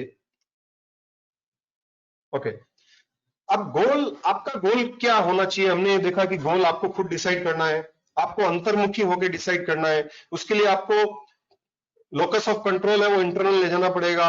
आपको गोल्डन ट्राइंगल मैक्सिमम रेस्पॉन्सिबिलिटी लेनी है ताकि आप कंट्रोल कर सके अपनी लाइफ को और अपनी मैक्सिमम हैप्पीनेस आप पा सके जीवन में। तो अभी आपको गोल डिसाइड करना है। तो गोल डिसाइड करने से पहले आप एक पेपर और पेन लीजिएगा ये वेबिनार खत्म होने के बाद, और क्या करिए कि आपकी जिंदगी के जो भी सपने हैं, जो भी ड्रीम्स हैं, वो आप लिखना चालू करिए। सबसे पहले उसकी सबसे फर्स्ट एक्सरसाइज है, जैसे सीए करने के लिए आपको सबसे पहले क्या करना पड़ता है? अगर आप 12th के बाद करना चाहते हैं तो आपको इंटर के लिए रजिस्ट्रेशन करना पड़ेगा। आपको फिर बुक्स आएगी, बुक्स को खोल के फिर पढ़ेंगे, ट्यूशन कोचिंग जरूरत लगी तो करेंगे, फिर एग्जाम देंगे। इसी तरह गोल सेटिंग की ये साइंस है, ये आर्ट है, ये पूरा प्रोसेस है कि आपको सबसे पहले अपने ड्रीम लिखने हैं। आपके क्या क्या ड्रीम्स हैं, आपको क्या करने में मजा आता है, क्या आप चीज को बार बार सोचते हैं। Because if no dreams no life, no your dreams no your goal. तो आप ये एक्सरसाइज को 5 से 10 बार 20 बार करिए। आप जैसे आज आपने अपने ड्रीम्स लिखना चालू किया, तो आज आपने समझिए 10 ड्रीम लिखे, कल वापस से लिखिए, जो आपके मन में आ रहा है वो लिखिए। आपको लग रहा है कि मुझे एक मतलब 1000 करोड़ रुपया कमाना है तो आप लिखिए। आपको लग रहा है नहीं मुझे सोशल सर्विस में जाना है, मुझे ये हॉस्पिटल बनाना है, मुझे ये करना है, जो आपको करना है, जो भी आपका ड्रीम है, मुझे एक कार बाई करनी है 5 करोड़ की, जो ड्रीम है आपका वो लिखिए। और उस ड्रीम की एक्सरसाइज को आप कम से कम 10 से 15 बार लिखिए, ताकि आप आइडेंटिफाई कर पाएंगे कि आज जो आपने लिखा, कल आप लिख रहे हैं उसको, आज जो लिखा उसको रेफर मत करिए, परसों जो लिखेंगे वो 2 दिन जो लिखा उसको रेफर मत करिए, परसों वापस नए ड्रीम्स, आप ड्रीम्स लिखिए वापस। तो आप देखेंगे कि जो फर्स्ट डे आपने लिखे वो थर्ड डे में उसमें से कुछ 6-7 ड्रीम ही रह गए हैं, बाकी के नए आ गए हैं। तो जब ये एक्सरसाइज आप 8 से 10 15 बार कर लेंगे तो you will able to identify more clearly कि आपके एक्चुअल ड्रीम्स क्या है, जो बार बार आ रहे हैं, जो बार बार उसमें आ रहे हैं, जो रिपीट हो रहे हैं, वो आपके एक्चुअल ड्रीम्स हैं। तो ड्रीम्स लिखने से पहले आप 2-3 चीजें जो आपके ध्यान में रखिए कि आप कोई भी लिमिटेशन में अपने आप को मत बांधिए। ऐसा मत सोचिए कि यार मैं गांव से बिलोंग करता हूं, मैं 5 करोड़ की कार कैसे ला सकता हूं, मैं तो सीए कर रहा हूं, मैं 5 करोड़ की गाड़ी कैसे लाऊंगा। ऐसा ड्रीम मेरा नहीं होना चाहिए। नहीं, विदाउट एनी लिमिटेशन आप ड्रीम लिखिए। आपको क्या बनना है? आपको मुकेश अंबानी बनना है तो आप लिखिए कि मुझे मुकेश अंबानी बनना है, मुझे बड़ा एम्पायर खड़ा करना है तो आप लिखिए। तो सबसे पहले आप अपने गोल लिखिए। इमेजिनेशन की कोई लिमिटेशन मत रखिए, क्योंकि दोस्तों बड़े से बड़ा आविष्कार एक सपने से हुआ है। आज एरोप्लेन भी बनी है, हवाई जहाज, तो वो भी किसी ने सपना देखा, उसी से ये बनी है। अगर वो आदमी ये सोच लेता कि यार एरोप्लेन तो कैसे बनेगी, ये मेरा गोल कैसे हो सकता है, तो आज शायद हम हवाई यात्रा नहीं कर रहे होते। तो आपका लिमिटेशन में अपने आप को मत बांधिए। दूसरा, आपका जो ड्रीम है वो 3 चीजें सोच के लिखिए आप, कि आपकी कैसी आइडियल फैमिली लाइफ होनी चाहिए, आपकी आइडियल हेल्थ लाइफ, आपकी आइडियल हेल्थ, आपकी फिटनेस, आपकी आइडियल इकोनॉमिक लाइफ कैसी होनी चाहिए। क्योंकि आपका ड्रीम जो है वो केवल आर्थिक दृष्टिकोण से नहीं होना चाहिए। आपकी फैमिली भी है जिसे आप इग्नोर नहीं कर सकते हैं, आपकी हेल्थ है, आपने लिखा कि मुझे 1000 करोड़ कमाना है, लेकिन आपने हेल्थ पे ध्यान नहीं दिया तो वो पैसा आपके क्या काम का। तो इसके लिए आपको ये सारी चीजें ध्यान में रख के आपके ड्रीम्स लिखने हैं आपको।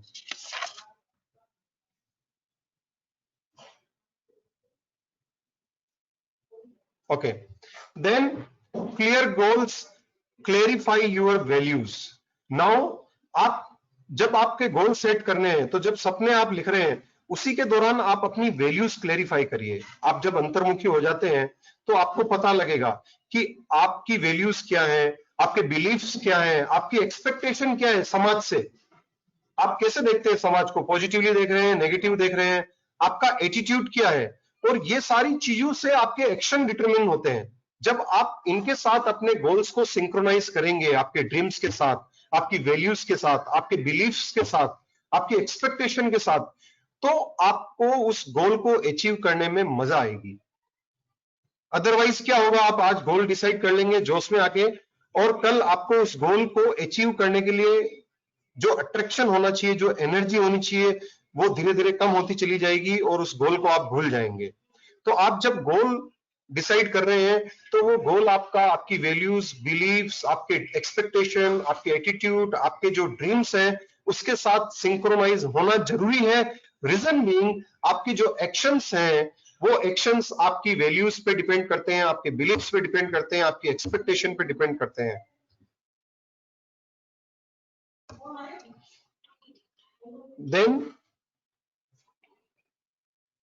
Then now determine your true goals। अभी हम उस स्टेज पे आ गए हैं कि अब हमारा लाइफ का पर्पस क्या है, हमारा गोल क्या है। तो clarify you should have about what you are and what you want from your life। ये 2 क्वेश्चन आप अपने आप से पूछिए कि आप कौन हैं और लाइफ से आपको क्या चाहिए। Set your goals, long term and short term. आप अपने गोल डिसाइड करिए, health related, family related, financial, social, ये सारे गोल आप राइट डाउन करिए। देखिए ये एक्सरसाइज जो है ये भी आपको 10 से 12 बार, 15 बार, 20 बार आपको करनी है, जब तक कि आपको मोर क्लियरिटी नहीं हो जाए कि मेरा गोल क्या है। तो जब आप अपना ड्रीम्स लिख लें, उसके बाद अपने गोल लिखना चालू करें। और जब आप अपने गोल राइट डाउन कर रहे हैं पेन और पेपर पे, तो एक 3P थ्योरी है जिसको हमें समझना जरूरी है यहाँ पे, कि आपका गोल पर्सनल होना चाहिए, पॉजिटिव होना चाहिए और प्रेजेंट सेंस में होना चाहिए। वो कैसे कि समझिए कि एक इंसान का वजन बहुत ज्यादा है, वो मोटा है, 100 kg का है फॉर एग्जांपल, और उसे अपना गोल ये डिसाइड करना है कि यार मुझे 80 kg होना है, 80 किलो का होना है। अब see, there is no big science, कोई भी बिग साइंस नहीं है कि आपको पतला होने के लिए कोई साइंटिस्ट के पास जाना पड़े, कोई डॉक्टर के पास जाना पड़े, कोई फिजिशियन के पास जाना पड़े, डाइटिशियन के पास जाना पड़े। Still in India there is a 10,000 crore business, ये जो हेल्थ बिजनेस है जिसमें केवल मोटे को पतला करना और इस तरह का जो बिजनेस चल रहा है, ये 10,000 करोड़ का है और आने वाले 5 साल में 50,000 करोड़ का हो जाने वाला है, ऐसा स्टडी रिपोर्ट्स बोलती है, जबकि इसमें कोई बहुत बड़ी साइंस नहीं है। तो अगर आपको ये गोल सेट करना है कि मेरे को 80 kg का होना है, तो ये 3P थ्योरी क्या कहती है कि एक तो आप अपने मन में ऐसा सोचेंगे कि मुझे कम खाना है, मुझे ज्यादा एक्सरसाइज करनी है, मुझे मीठा नहीं खाना है, स्वीट्स नहीं खानी है, स्वीट्स अवॉइड करनी है। तो आप अपने माइंड को नेगेटिविटी की ओर ले जा रहे हैं कि मुझे स्वीट नहीं खानी है, तो आपके दिमाग में बार बार स्वीट ही आएगी, तो आप और मोटे हो जाएंगे, आप स्वीट खाएंगे और, क्योंकि आप ये वाक्य बोल रहे हैं कि मुझे स्वीट नहीं खानी है, मुझे खाना कम खाना है, तो आप नेगेटिविटी में जा रहे हैं। और मुझे 1 साल बाद 80 किलो का होना है, तो आप अगेन नेगेटिविटी में जा रहे हैं कि 1 साल बाद होना है। तो ये 3P थ्योरी कहती है कि आप पर्सनल, पॉजिटिव और प्रेजेंट टेंस में इस सेंटेंस को, इस गोल को लिखिए कि मैं आज ही 80 किलो का हूं, मैं 80 किलो का हूं।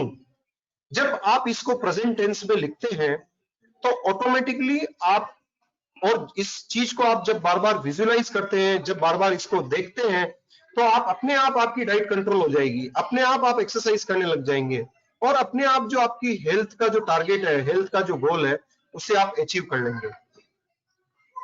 तो आपका गोल पॉजिटिव होना चाहिए, पर्सनल होना चाहिए और प्रेजेंट होना चाहिए। मेरा गोल ऐसा नहीं होना चाहिए कि मैं अपने फादर को चेंज करूंगा, मैं अपने ब्रदर को चेंज करूंगा, मेरे दोस्त मुझे ये बोलते हैं मैं उनको चेंज करूंगा। हम किसी दूसरे इंसान का गोल डिसाइड नहीं कर सकते हैं, दूसरे इंसान को चेंज नहीं कर सकते हैं। हमारा गोल पर्सनल ही होना चाहिए, हम अपने आप को चेंज कर सकते हैं। ओके, नाउ अगर जब आपने अपने गोल डिसाइड कर लिए हैं, then you start from the beginning. Start from the beginning. कई बार हम लोग क्या सोचते हैं कि यार मेरा सीए का 2 अटेम्प्ट हो गया, 3 अटेम्प्ट हो गया, अब मैं सीए कैसे बनूंगा। ऐसा नहीं है, आपको अपनी मिस्टेक्स है उनसे हमेशा लर्न करना चाहिए। मिस्टेक्स से आप हमेशा लर्न करिए। उसके लिए एक जीरो बेस्ड थिंकिंग मॉडल है, वो अपनाइए। जीरो बेस्ड थिंकिंग मॉडल क्या बोलता है कि आप जीरो से स्टार्ट करिए, आप पीछे जाइए पास्ट में, उनकी गलतियों से सीखिए, क्या मिस्टेक करी थी उससे आप सीखते हुए आप वापस से जीरो से स्टार्ट करिए। Then be prepared to make necessary changes. अपनी लाइफ में आप फ्लेक्सिबल रहिए। जहां आपको लग रहा है कि आपने पास्ट में क्या गलतियां करी थी उसको चेंज करिए। जस्ट गिव मी 1 मिनट है।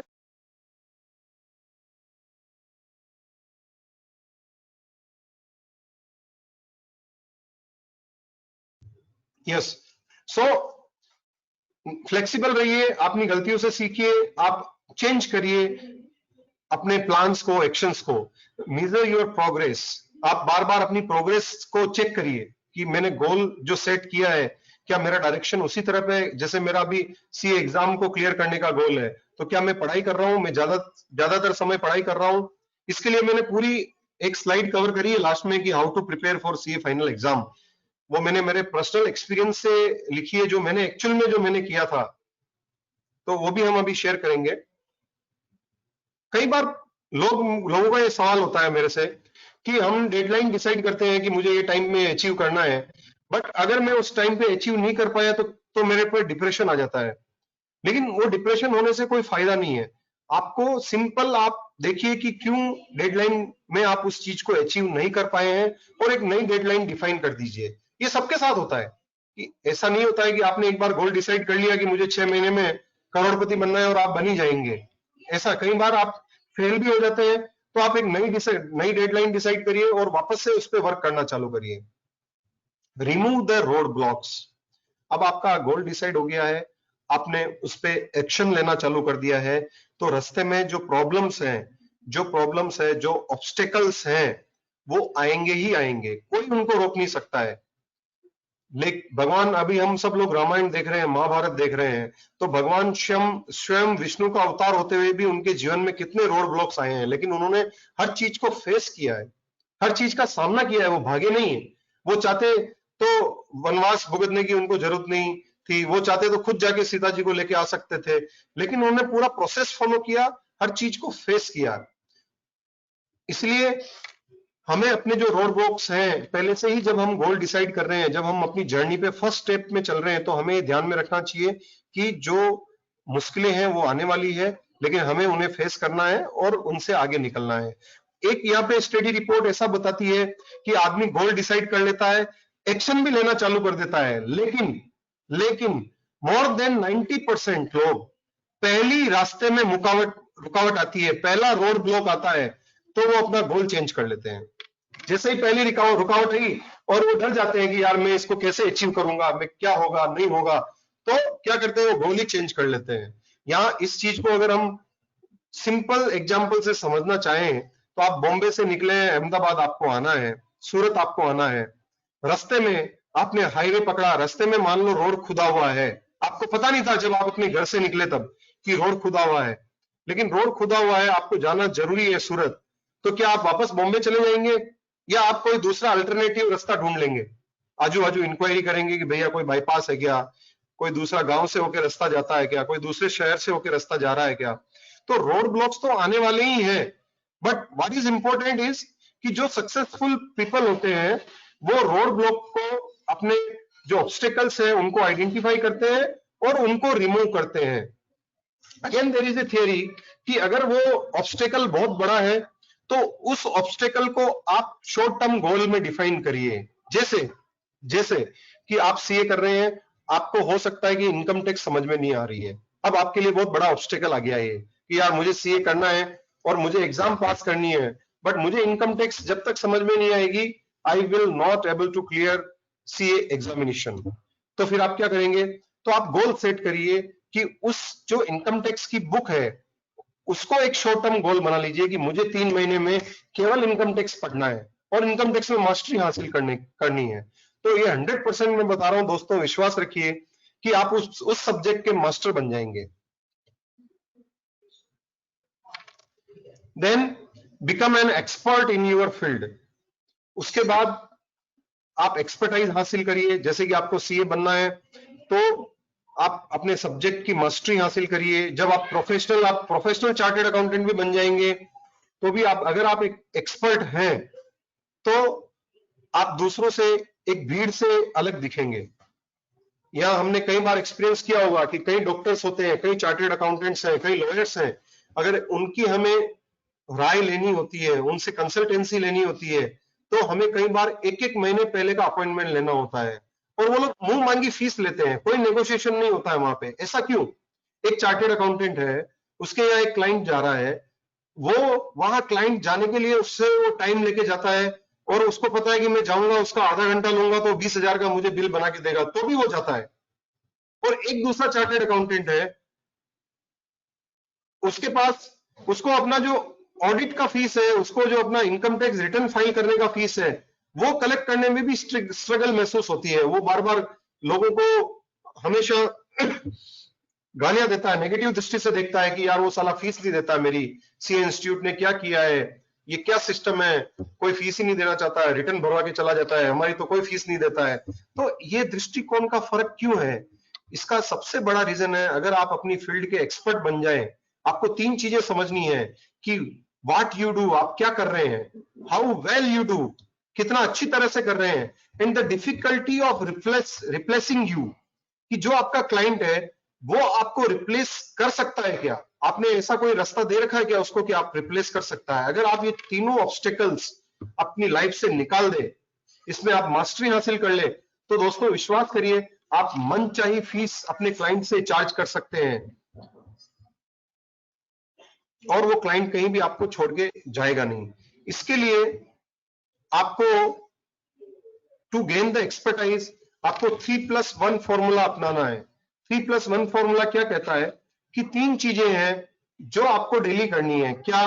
कि आपका जो भी फील्ड है आपने चुना है, वो फील्ड के बारे में आप डेली कुछ ना कुछ स्टडी करिए, कोई ना कोई अध्ययन करिए, कोई ना कोई बुक उसकी पढ़िए।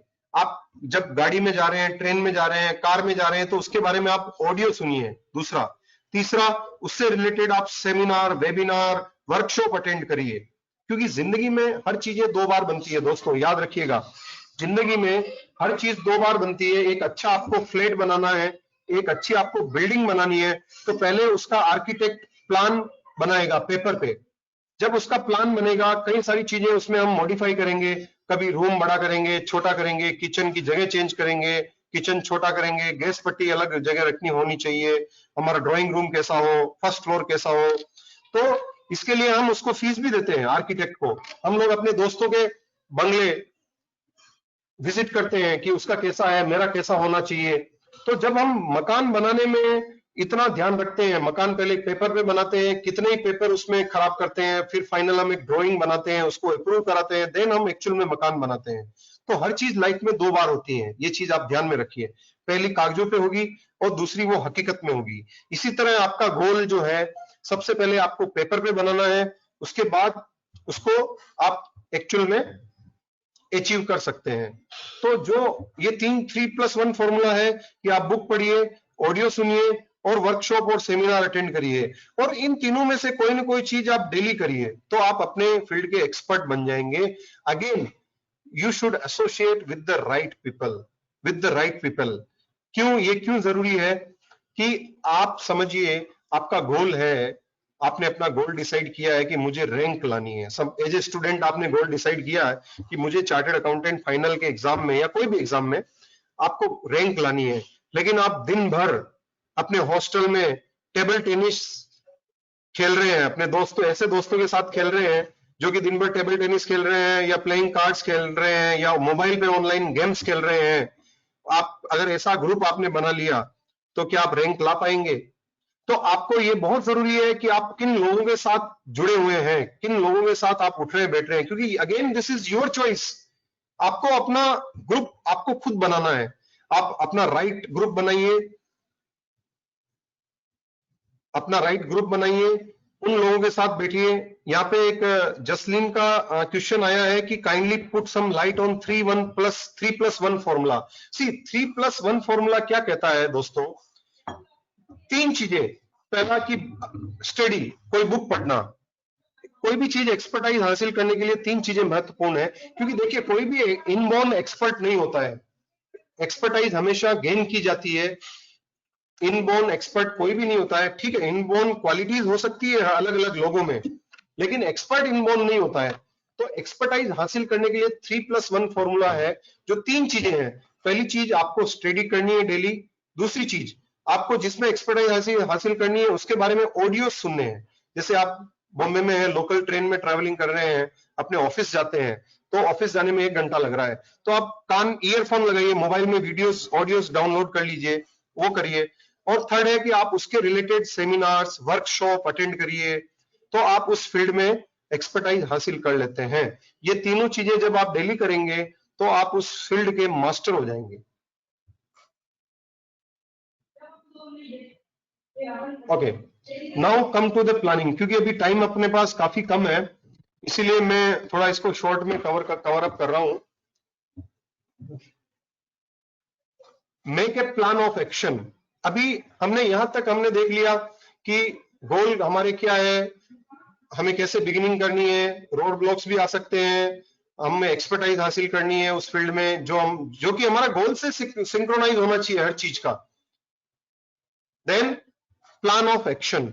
अभी प्लानिंग बहुत इंपॉर्टेंट है। सी, आपका जो लॉन्ग टर्म गोल है और उसके साथ आपके प्लान ऑफ एक्शंस अगर सिंक्रोनाइज नहीं है तो आप गोल अटेंड नहीं कर पाएंगे। ओके, सो एक आपने स्लोगन भी सुना होगा कि अच्छी planning equal to 50% of your work done. Good planning is 50% of your work done. The basic of all great achievements is planning. The purpose of planning is to enable you to turn your measured definite purpose into a planned multitask project with specific steps. वो steps क्या क्या होती है? Beginning, middle and end. With clear deadlines and sub deadlines. Determine priority and sequence. Expect failure at the first but keep focus on the solution. तो आपकी planning बहुत important है यहाँ पे। आपका जैसे कि अगर हम बात करें आपका सीए एग्जाम अगर गोल है, अभी हम शॉर्ट टर्म गोल की बात करें आपका सीए एग्जाम, तो आपको प्लानिंग होनी चाहिए कि आपके कितने सब्जेक्ट हैं, आपको कब कब कौन सा सब्जेक्ट पढ़ना है, कितने घंटे पढ़ना है, कब कंप्लीट करना है। और आप अगर नहीं कर पा रहे हैं तो वापस उसको रीथिंक करिए, रिवाइज करिए, रीशेड्यूल करिए, लेकिन आपका सॉल्यूशन ओरिएंटेड फोकस होना चाहिए। तो planning is again very important. Then manage your time well. आप टाइम मैनेजमेंट करिए। Review your goals daily.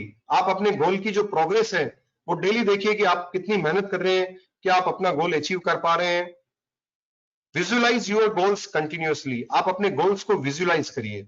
आप visualisation is again a very very very big science.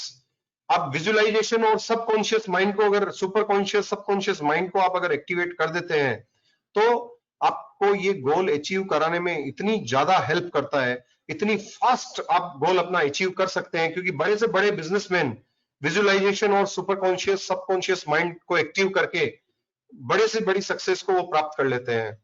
तो आपको, क्योंकि ये विजुअलाइजेशन तकनीक ऐसा नहीं है कि आप सीए एग्जाम में भी अप्लाई नहीं कर सकते हैं, इसको आपको सीए एग्जाम में अप्लाई करनी है। वो कैसे करनी है वो मैं आगे बताने वाला हूं आपको। Then remain flexible all the time. आप हमेशा फ्लेक्सिबल रहिए, रिजिड मत रहिए। कोई भी नई चीज आती है लाइफ में, जैसे कि कोई नया इनोवेशन आ गया, कोई नया तरीका आ गया समझने का, पढ़ने का, तो आप उसके प्रति ओपन रहिए। और हमारा जो इंस्टीट्यूट है काफी ओपन है। हमारे जो लीडर है अर्पित जी काबरा और मनीष जी जैसे लोग, कि ये कोविड-19 को भी उन्होंने अपॉर्चुनिटी ली और ये सारे वेबिनार उन्होंने प्लान किए हैं। तो उन्होंने इस चीज को फ्लेक्सिबिलिटी लेते हुए, अपनी रिजिडनेस को छोड़ते हुए और ये चीजों को मोटिवेट किया, हम सब लोगों को मोटिवेट किया, तो इससे सबका फायदा हो रहा है। Then unlock your inborn creativity. जैसा कि हमने बताया दोस्तों कि हर इंसान में कोई ना कोई इनबॉर्न एबिलिटी, क्रिएटिविटी, क्वालिटी कुछ ना कुछ तो होती है। हजारों इनबॉर्न क्वालिटीज होती है। हर आदमी के पास कुछ ना कुछ unique inborn quality, creativity, ability होती है। तो उसे हमें समझने की जरूरत है। मेडिटेट करिए। आप ये देखिए कि बचपन में आप क्या चीज अच्छी तरीके से करते थे, बचपन में आपको किस चीज के लिए ज्यादा से ज्यादा एप्रिसिएशन मिलते थे, बचपन में क्या चीज करने से आप ज्यादा खुश रहते थे। उस चीज को अगर आप अपने गोल को प्राप्त करने के लिए उसको एज ए टूल अगर आप अपनाएंगे, उसको एज ए टूल अगर आप बार बार उसको यूज करेंगे तो आपको मजा आएगा आपका गोल अचीव करने में, और इफेक्टिवली आप गोल अपना अचीव कर सकते हैं। और वेरी इंपॉर्टेंट थिंग इज कि आपको हमेशा कुछ ना कुछ करना है। ऐसा नहीं आज जोश आ गया, आज प्रदीप सर का लेक्चर सुन लिया, मोटिवेट हो गया, आज मैंने गोल बना लिया और कल मूवी देखने चला गया, परसों कोई गेस्ट आ गया परसों के दिन तो मैं अपना गोल ही भूल गया कि मैंने क्या लिखा था, क्या किया था। ऐसा नहीं, आपका गोल जो है उसके बारे में आपको डेली कुछ ना कुछ स्टडी करनी है, कुछ ना कुछ एक्शन करना है, कोई ना कोई काम करना है, उसकी प्रोग्रेस देखनी है, तभी आप अपना गोल लाइफ में अचीव कर पाएंगे। ओके, यहाँ पे मैं अभी जो थोड़ा टाइम इस पे लेना चाहूंगा कि जो अपना जो एग्जाम प्लान है, एक स्टूडेंट का एग्जाम प्लान कैसा होना चाहिए।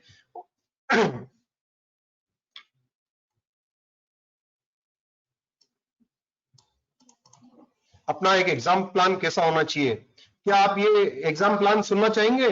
आपका एग्जाम प्लान कैसा होना चाहिए, आपका एग्जाम का जो गोल है उसको मैंने एक डिवाइड किया है। ये मेरा ये कंप्लीट जो चार्ट बनाया है, ये मैंने इस तरह से प्रोसेस फॉलो किया था। See I also belong from a village, a very small town, और मेरे जो फादर हैं वो वहां पे किसान भी हैं, और मैं 11th तक मैंने विलेज में पढ़ा। मैंने first time I have seen computer in my 12th। जब मैं 12th में था तब मैंने पहली बार कंप्यूटर देखा है। लेकिन जो सीए, मेरे मन में बहुत सारे क्वेश्चन थे। जब मैं बॉम्बे गया तो मैं सीए बन पाऊंगा, नहीं बन पाऊंगा, मैं कैसे ये वेवलेंथ मैच करूंगा, Bombay is a very big city, सब लोगों ने बोला था बहुत बड़ा है, बहुत वहां ट्रेनें चलती। जब मैं वहां गया तो मैं सरप्राइज हो गया कि यहाँ ट्रेन 9:06 की ट्रेन है। तो मैं कहता था यार क्या है, 6 बज के तो आराम से चलेंगे। बट वहां ईस्ट वेस्ट मैंने समझा, ईस्ट वेस्ट क्या होता है, कहीं जीवन में कई सारी चीजें मैंने समझी। तो ये एक एग्जाम का मैंने किस तरह से मैंने प्रिपरेशन करी और मैं उससे सक्सेस हुआ।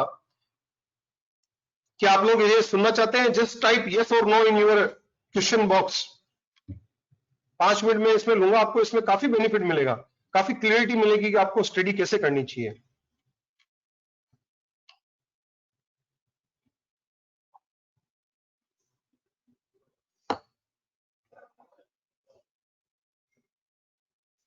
Very nice. तो सब लोग सुनना चाहते हैं। तो देखिए, आप कोई भी स्ट्रीम में हो, चाहे आप इंटरमीडिएटरी में हो, आप सीए फाइनल में हो, सबसे पहले आपको क्या करना चाहिए, आप अपने एग्जाम के लिए आपको सबसे पहले आप अपने लिस्ट ऑफ सब्जेक्ट्स बनाइए। आपके कितने सब्जेक्ट्स हैं? नॉर्मली सीए फाइनल की अगर बात करूं, मेरे टाइम पे 8 सब्जेक्ट हुआ करते थे, अभी भी 8 ही हैं। और उसको मैंने 10 सब्जेक्ट्स में मैंने डिवाइड किया था। मेरे लिए वो 10 सब्जेक्ट हुआ करते थे। मैंने कॉस्टिंग को 2 सब्जेक्ट में बांटा था, costing practical and theory, because costing का जो पेपर है उसमें थ्योरी भी बहुत आती थी। और मैंने इनडायरेक्ट टैक्स को भी 2 पार्ट में डिवाइड किया था।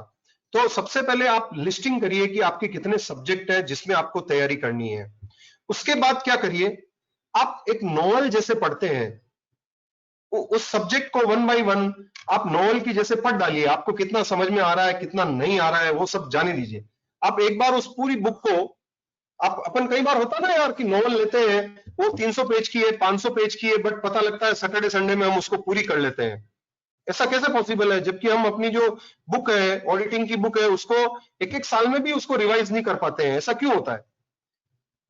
तो आप ये समझिए कि आपकी सारी जो सब्जेक्ट है वो नॉवेल्स हैं, और वो सारी नॉवेल को, अपन नॉवेल को कोई पेज समझ में आया नहीं आया, हम बहुत ज्यादा उसको वापस पीछे मुड़ के नहीं देखते हैं, जितना आया उतना अच्छा। तो आप ये समझिए कि सारी आपकी जो सब्जेक्ट है वो एज ए नॉवेल है, और आप उसको नॉवेल के हिसाब से उनकी केवल बेयर रीडिंग, ऊपर से एक रीडिंग कर लीजिए। जब आप रीडिंग कर लेते हैं तब आप देखिए कि आपका आइडेंटिफाई आप करिए, आपका स्ट्रेंथ क्या है, आपका इंटरेस्ट कौन से सब्जेक्ट में आ रहा है, आपकी वीकनेसेस कहाँ है, कौन से सब्जेक्ट में आपकी वीकनेसेस आ रही हैं। आप ये आइडेंटिफाई करिए, आप लिस्टिंग करिए, उसकी लिस्ट बनाइए कि ये सब्जेक्ट मेरा पावरफुल है, ये सब्जेक्ट मेरा वीक है। क्योंकि दोस्तों देखिए, आपको अगर रैंक लानी है या आपको फर्स्ट अटेम्प्ट में सीए एग्जाम क्रैक करना है, तो आपको हर एक ग्रुप में 2 सब्जेक्ट आपके ऐसे होने चाहिए कि एग्जामिनर कैसा भी पेपर ड्राफ्ट कर दे, कैसा भी पेपर आ जाए, लेकिन मेरा 60+ मार्क्स आएगा आएगा और आएगा। आपको वो लेवल का कॉन्फिडेंस, वो लेवल का फेथ आपको अचीव करना पड़ेगा। तो आपको कोई दुनिया की ताकत नहीं है जो फेल कर दे। तो आप उसके लिए आपको अपनी वीकनेस आइडेंटिफाई करनी पड़ेगी। वीकनेस इसलिए आइडेंटिफाई करनी है कि 40 मार्क्स तो चाहिए, 40 मार्क्स से कम अगर आ गए तो भी आप फेल हैं। तो आपको आपकी वीकनेस वाले सब्जेक्ट को इस तरह से प्लान करना है कि एटलीस्ट आपको 40 से ज्यादा आ जाए, और जिसमें स्ट्रेंथ है उसको इस तरह से आपको तैयार करना है कि 60 से ज्यादा आ जाए, तो आपको कोई फेल नहीं कर पाएगा। Then there is a concept of Pareto analysis, आप अगेन सब्जेक्ट वाइज ये एनालिसिस करिए। ये मैंने भी किया था कि जो नॉर्मली सपोज करिए 500 पेज की बुक है ऑडिटिंग की फॉर एग्जांपल, तो 500 पेज में अगर 20 चैप्टर है तो 20% चैप्टर 100 पेज, 100 या हो सकता है 125 या 150 पेजेस, वो इंपॉर्टेंट होते हैं जो कि आपका नॉर्मली 70-80% सिलेबस को कवर करते हैं एग्जाम पॉइंट ऑफ व्यू से। उसमें से ही क्वेश्चन आते हैं, उसके इर्द गिर्द ही क्वेश्चन आते हैं।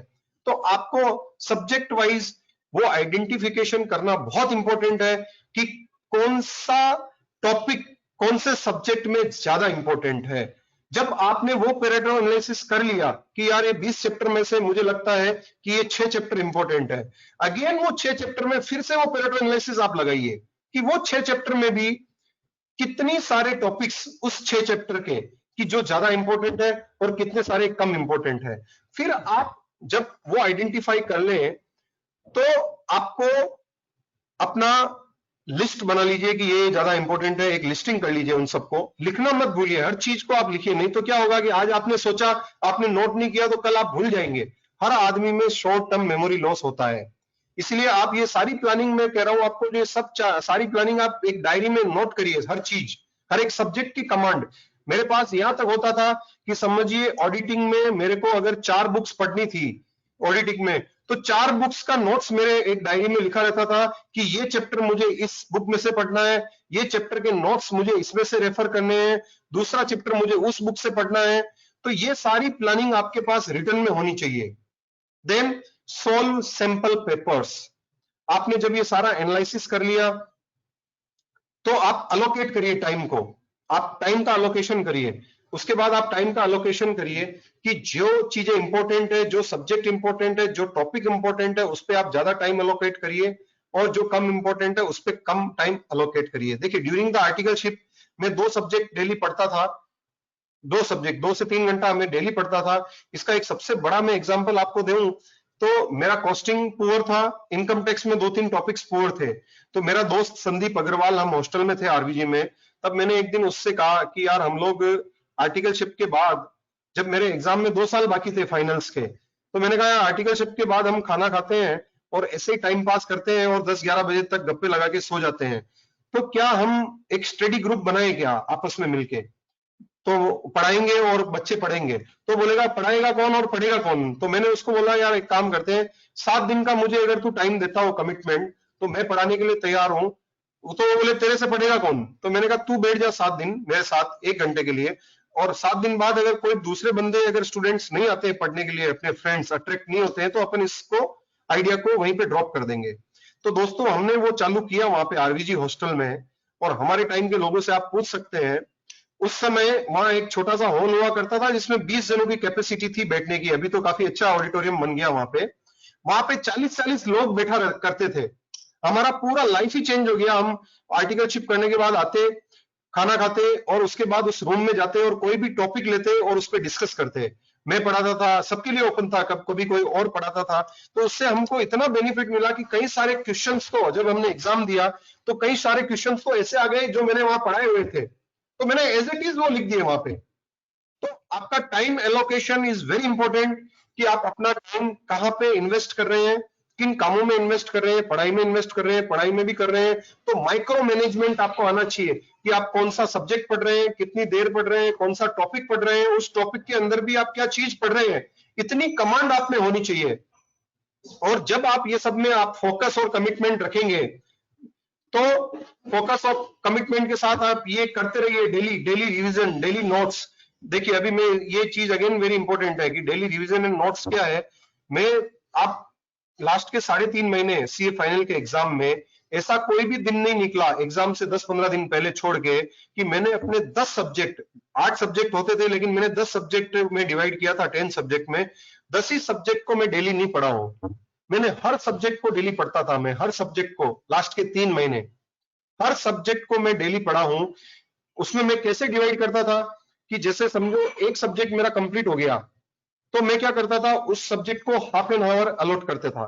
4 से 5 सब्जेक्ट को मैं आधा घंटा अलॉट करता था केवल रिवीजन के लिए, क्योंकि जब तक हम रिवीजन नहीं करेंगे ना तब तक हमें याद नहीं रहेगा। हम नई चीज पढ़ते जाएंगे, पुरानी भूलते जाएंगे। तो जितने बार हम ज्यादा रिवीजन करेंगे, जितनी बार हम ज्यादा विजुअलाइज कर लेंगे हमारे सब्जेक्ट को, तो there is a theory working here, वो थ्योरी हमें समझने की जरूरत है कि इमेजिनेशन थ्योरी है, ये जापान की एक रिसर्च रिपोर्ट भी है कि आदमी कोई मूवी देखता है तो वो मूवी 10 साल बाद भी उसको पूछो तो कई बार उसको याद रहती है, लेकिन एक किताब पढ़ता है तो 2 दिन बाद भी उसको पूछो तो उसको याद नहीं रहती है। इसका कारण क्या है? क्योंकि जो आदमी इमेज टेक्नोलॉजी से उस चीज को लर्न करता है ना, उसको कभी भूल नहीं सकता है। तो इमेज टेक्नोलॉजी ऐसी इंपॉर्टेंट टेक्नोलॉजी है जिससे कि आप रिवीजन वाला जो ये पॉइंट है, आप बार बार रिवाइज करें। अगर कोई सब्जेक्ट को, आज जैसे आपने कोई सब्जेक्ट कंप्लीट कर लिया, लेकिन आधा घंटा अगर आप डेली उसको 3 महीने तक देख रहे हैं, तो मैं कह रहा हूं दोस्तों, मैंने कई बार मेरी बुक को आधे घंटे में रिवाइज की हुई है, पूरी बुक को। आपको केवल पत्ते ही तो पलटने हैं, सब आपको याद हो जाएगा। उसी चीज को आपको कल वापस पढ़नी है तो पत्ते ही पलटने हैं, आपको करना क्या है, और हर चीज की आपके दिमाग में एक इमेज फिट हो जाएगी। और मेरे साथ ऐसा हुआ है कि जब मैं एग्जाम दे रहा हूं तो मुझे इवन यहां तक दिमाग में मेरे आ जाता था कि कौन से पेज नंबर था, उस पर क्या लिखा हुआ इसका आंसर, और वहां तक मुझे पता होता था। इसलिए आपको इमेज टेक्नोलॉजी जो है, डेली रिवीजन हर सब्जेक्ट का आपको करना बहुत जरूरी है। तो इसमें टाइम एलोकेशन दीजिए, कुछ सब्जेक्ट को आधा घंटा दीजिए, किसी सब्जेक्ट को 2 घंटा दीजिए, जो मेन सब्जेक्ट आप जिसको कवर कर रहे हैं उसको 4 घंटा तक दीजिए। आपको, आप कितना टाइम पढ़ना चाह रहे हैं, जैसे आप 16 घंटे आपने डिसाइड किया कि मैं 16 आवर पढ़ना चाह रहा हूं, तो 16 घंटे अगर आप पढ़ना चाह रहे हैं तो आप ये टाइम अलोकेट करिए हर एक सब्जेक्ट के लिए, कि जो सब्जेक्ट आपका मेन सब्जेक्ट आप ले रहे हैं, जिसको कि अभी फर्स्ट टाइम स्टडी चालू करी है, तो उसको 4-4 घंटे पढ़िए। जो सब्जेक्ट आप रिवाइज करिए उसको आधा घंटा पढ़िए। जो उससे थोड़ा कम टाइम आपको देना है उसको 2 घंटे का टाइम दीजिए। तो टाइम एलोकेशन के साथ रिवीजन बहुत इंपॉर्टेंट है। आप नोट्स बनाइए, उनको बार बार पढ़िए। Then solve sample papers.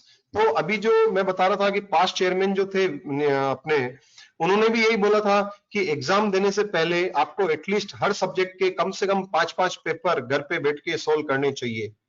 वही सेम आप 3 घंटे का पेपर है, उस समय आप डिप्रेस मत होइए। मान लो कोई चीज नहीं आ रही है, कोई फंडा आप भूल गए हैं, तो आप बुक रेफर कर लीजिए, उस फॉर्मूला को याद करने के लिए बुक को रेफर करके देख लीजिए, लेकिन आप पेपर सोल्व करिए सेम 3 आवर्स में।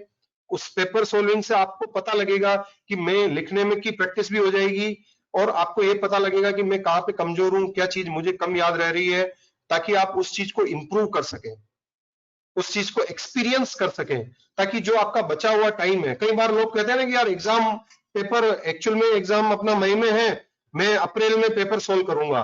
बस अप्रैल में आप पेपर सोल्व करोगे और कोई डिफिकल्टी आपको फेस हुई है तो आप उसको वापस से कैसे ठीक कर पाएंगे? आपके पास टाइम ही नहीं रहेगा। इसलिए आप स्टार्टिंग से ही पेपर सोल्व करना चालू कर दीजिए। Are you able to hear me? क्योंकि किसी का संतोषी जादव का मैसेज है कि देयर इज नो ऑडियो। मेरी आवाज आ पा रही है आपको? Yes we can hear you. हाँ प्रदीप जी, आवाज आ रही है। कहीं कहीं डेटा का इशू होगा, इसलिए नहीं हो रहा। ओके, इट्स ऑलरेडी 12:30, तो आप थोड़ा सा इफ यू कैन। हाँ, मैं आपसे माफी चाहूंगा कि 5-7 मिनट ऊपर निकल गए। क्या मैं 5-7 मिनट और ले सकता हूँ? 5 minutes, yes, let's wind up in next 5 minutes. Okay, सो आप जो आपके पेपर है उनको सोल्व करिए।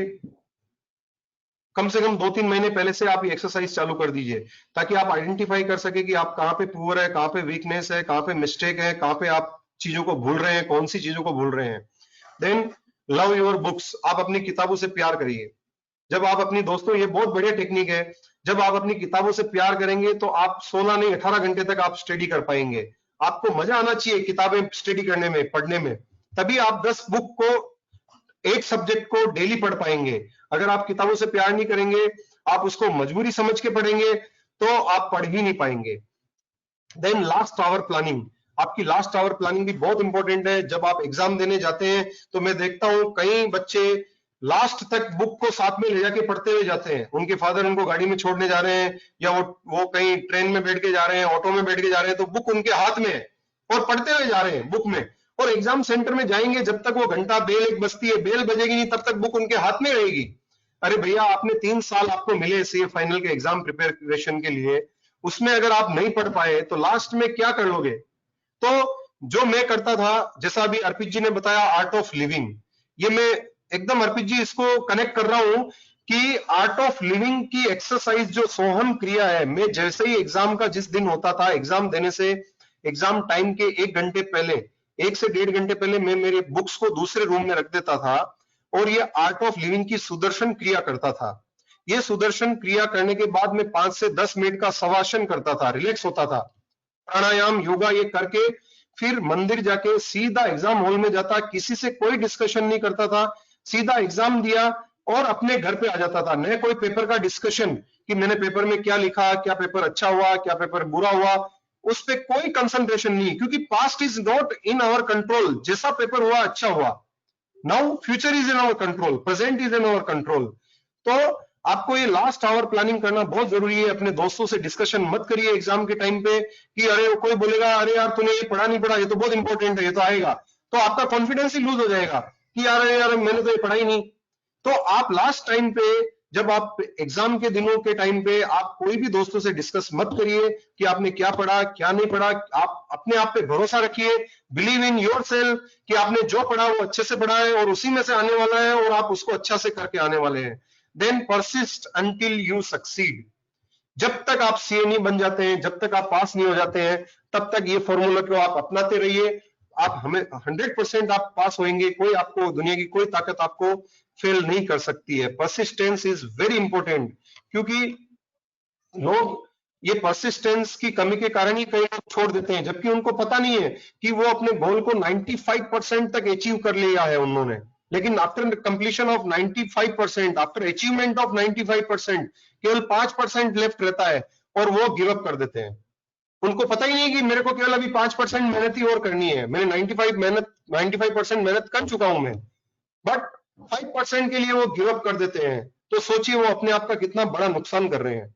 तो आप जब तक आप सक्सेस नहीं हो जाए अपने गोल के प्रति, तब तक आप उसको पूरी मेहनत के साथ, आप लगन के साथ उस पर डटे रहिए, हार्ड वर्क करिए, तो दुनिया की कोई ताकत आपको रैंक लाने से, आपको पास होने से नहीं रोक सकती है। एक लास्ट कंसेप्ट जो 2 मिनट में मैं यहाँ पे क्लियर करूंगा वो है कि परसिस्टेंस पे मैं बोलना चाह रहा हूं यहाँ पे कि फियर, हम डर क्यों जाते हैं, कई बार सीए क्यों छोड़ देते हैं लोग, फियर आ जाता है उनके दिमाग में। And fear is and always has been the greatest enemy of mankind. ये सबसे बड़ा दुश्मन रहा है मैनकाइंड का, फियर।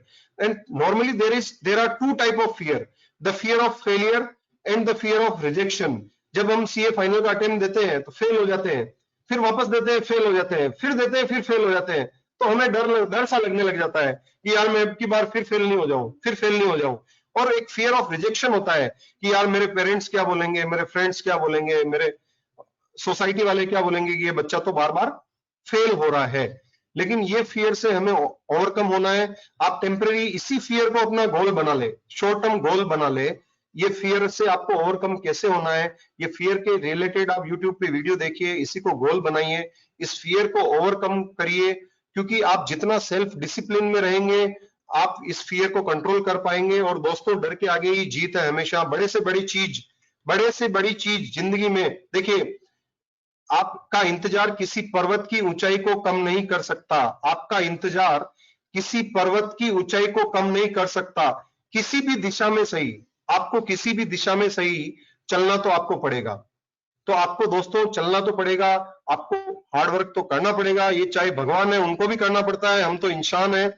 और इन्हीं वर्ड्स के साथ मैं ये कहूंगा कि आप you should write, you should plan and start your action from today. This is from my side.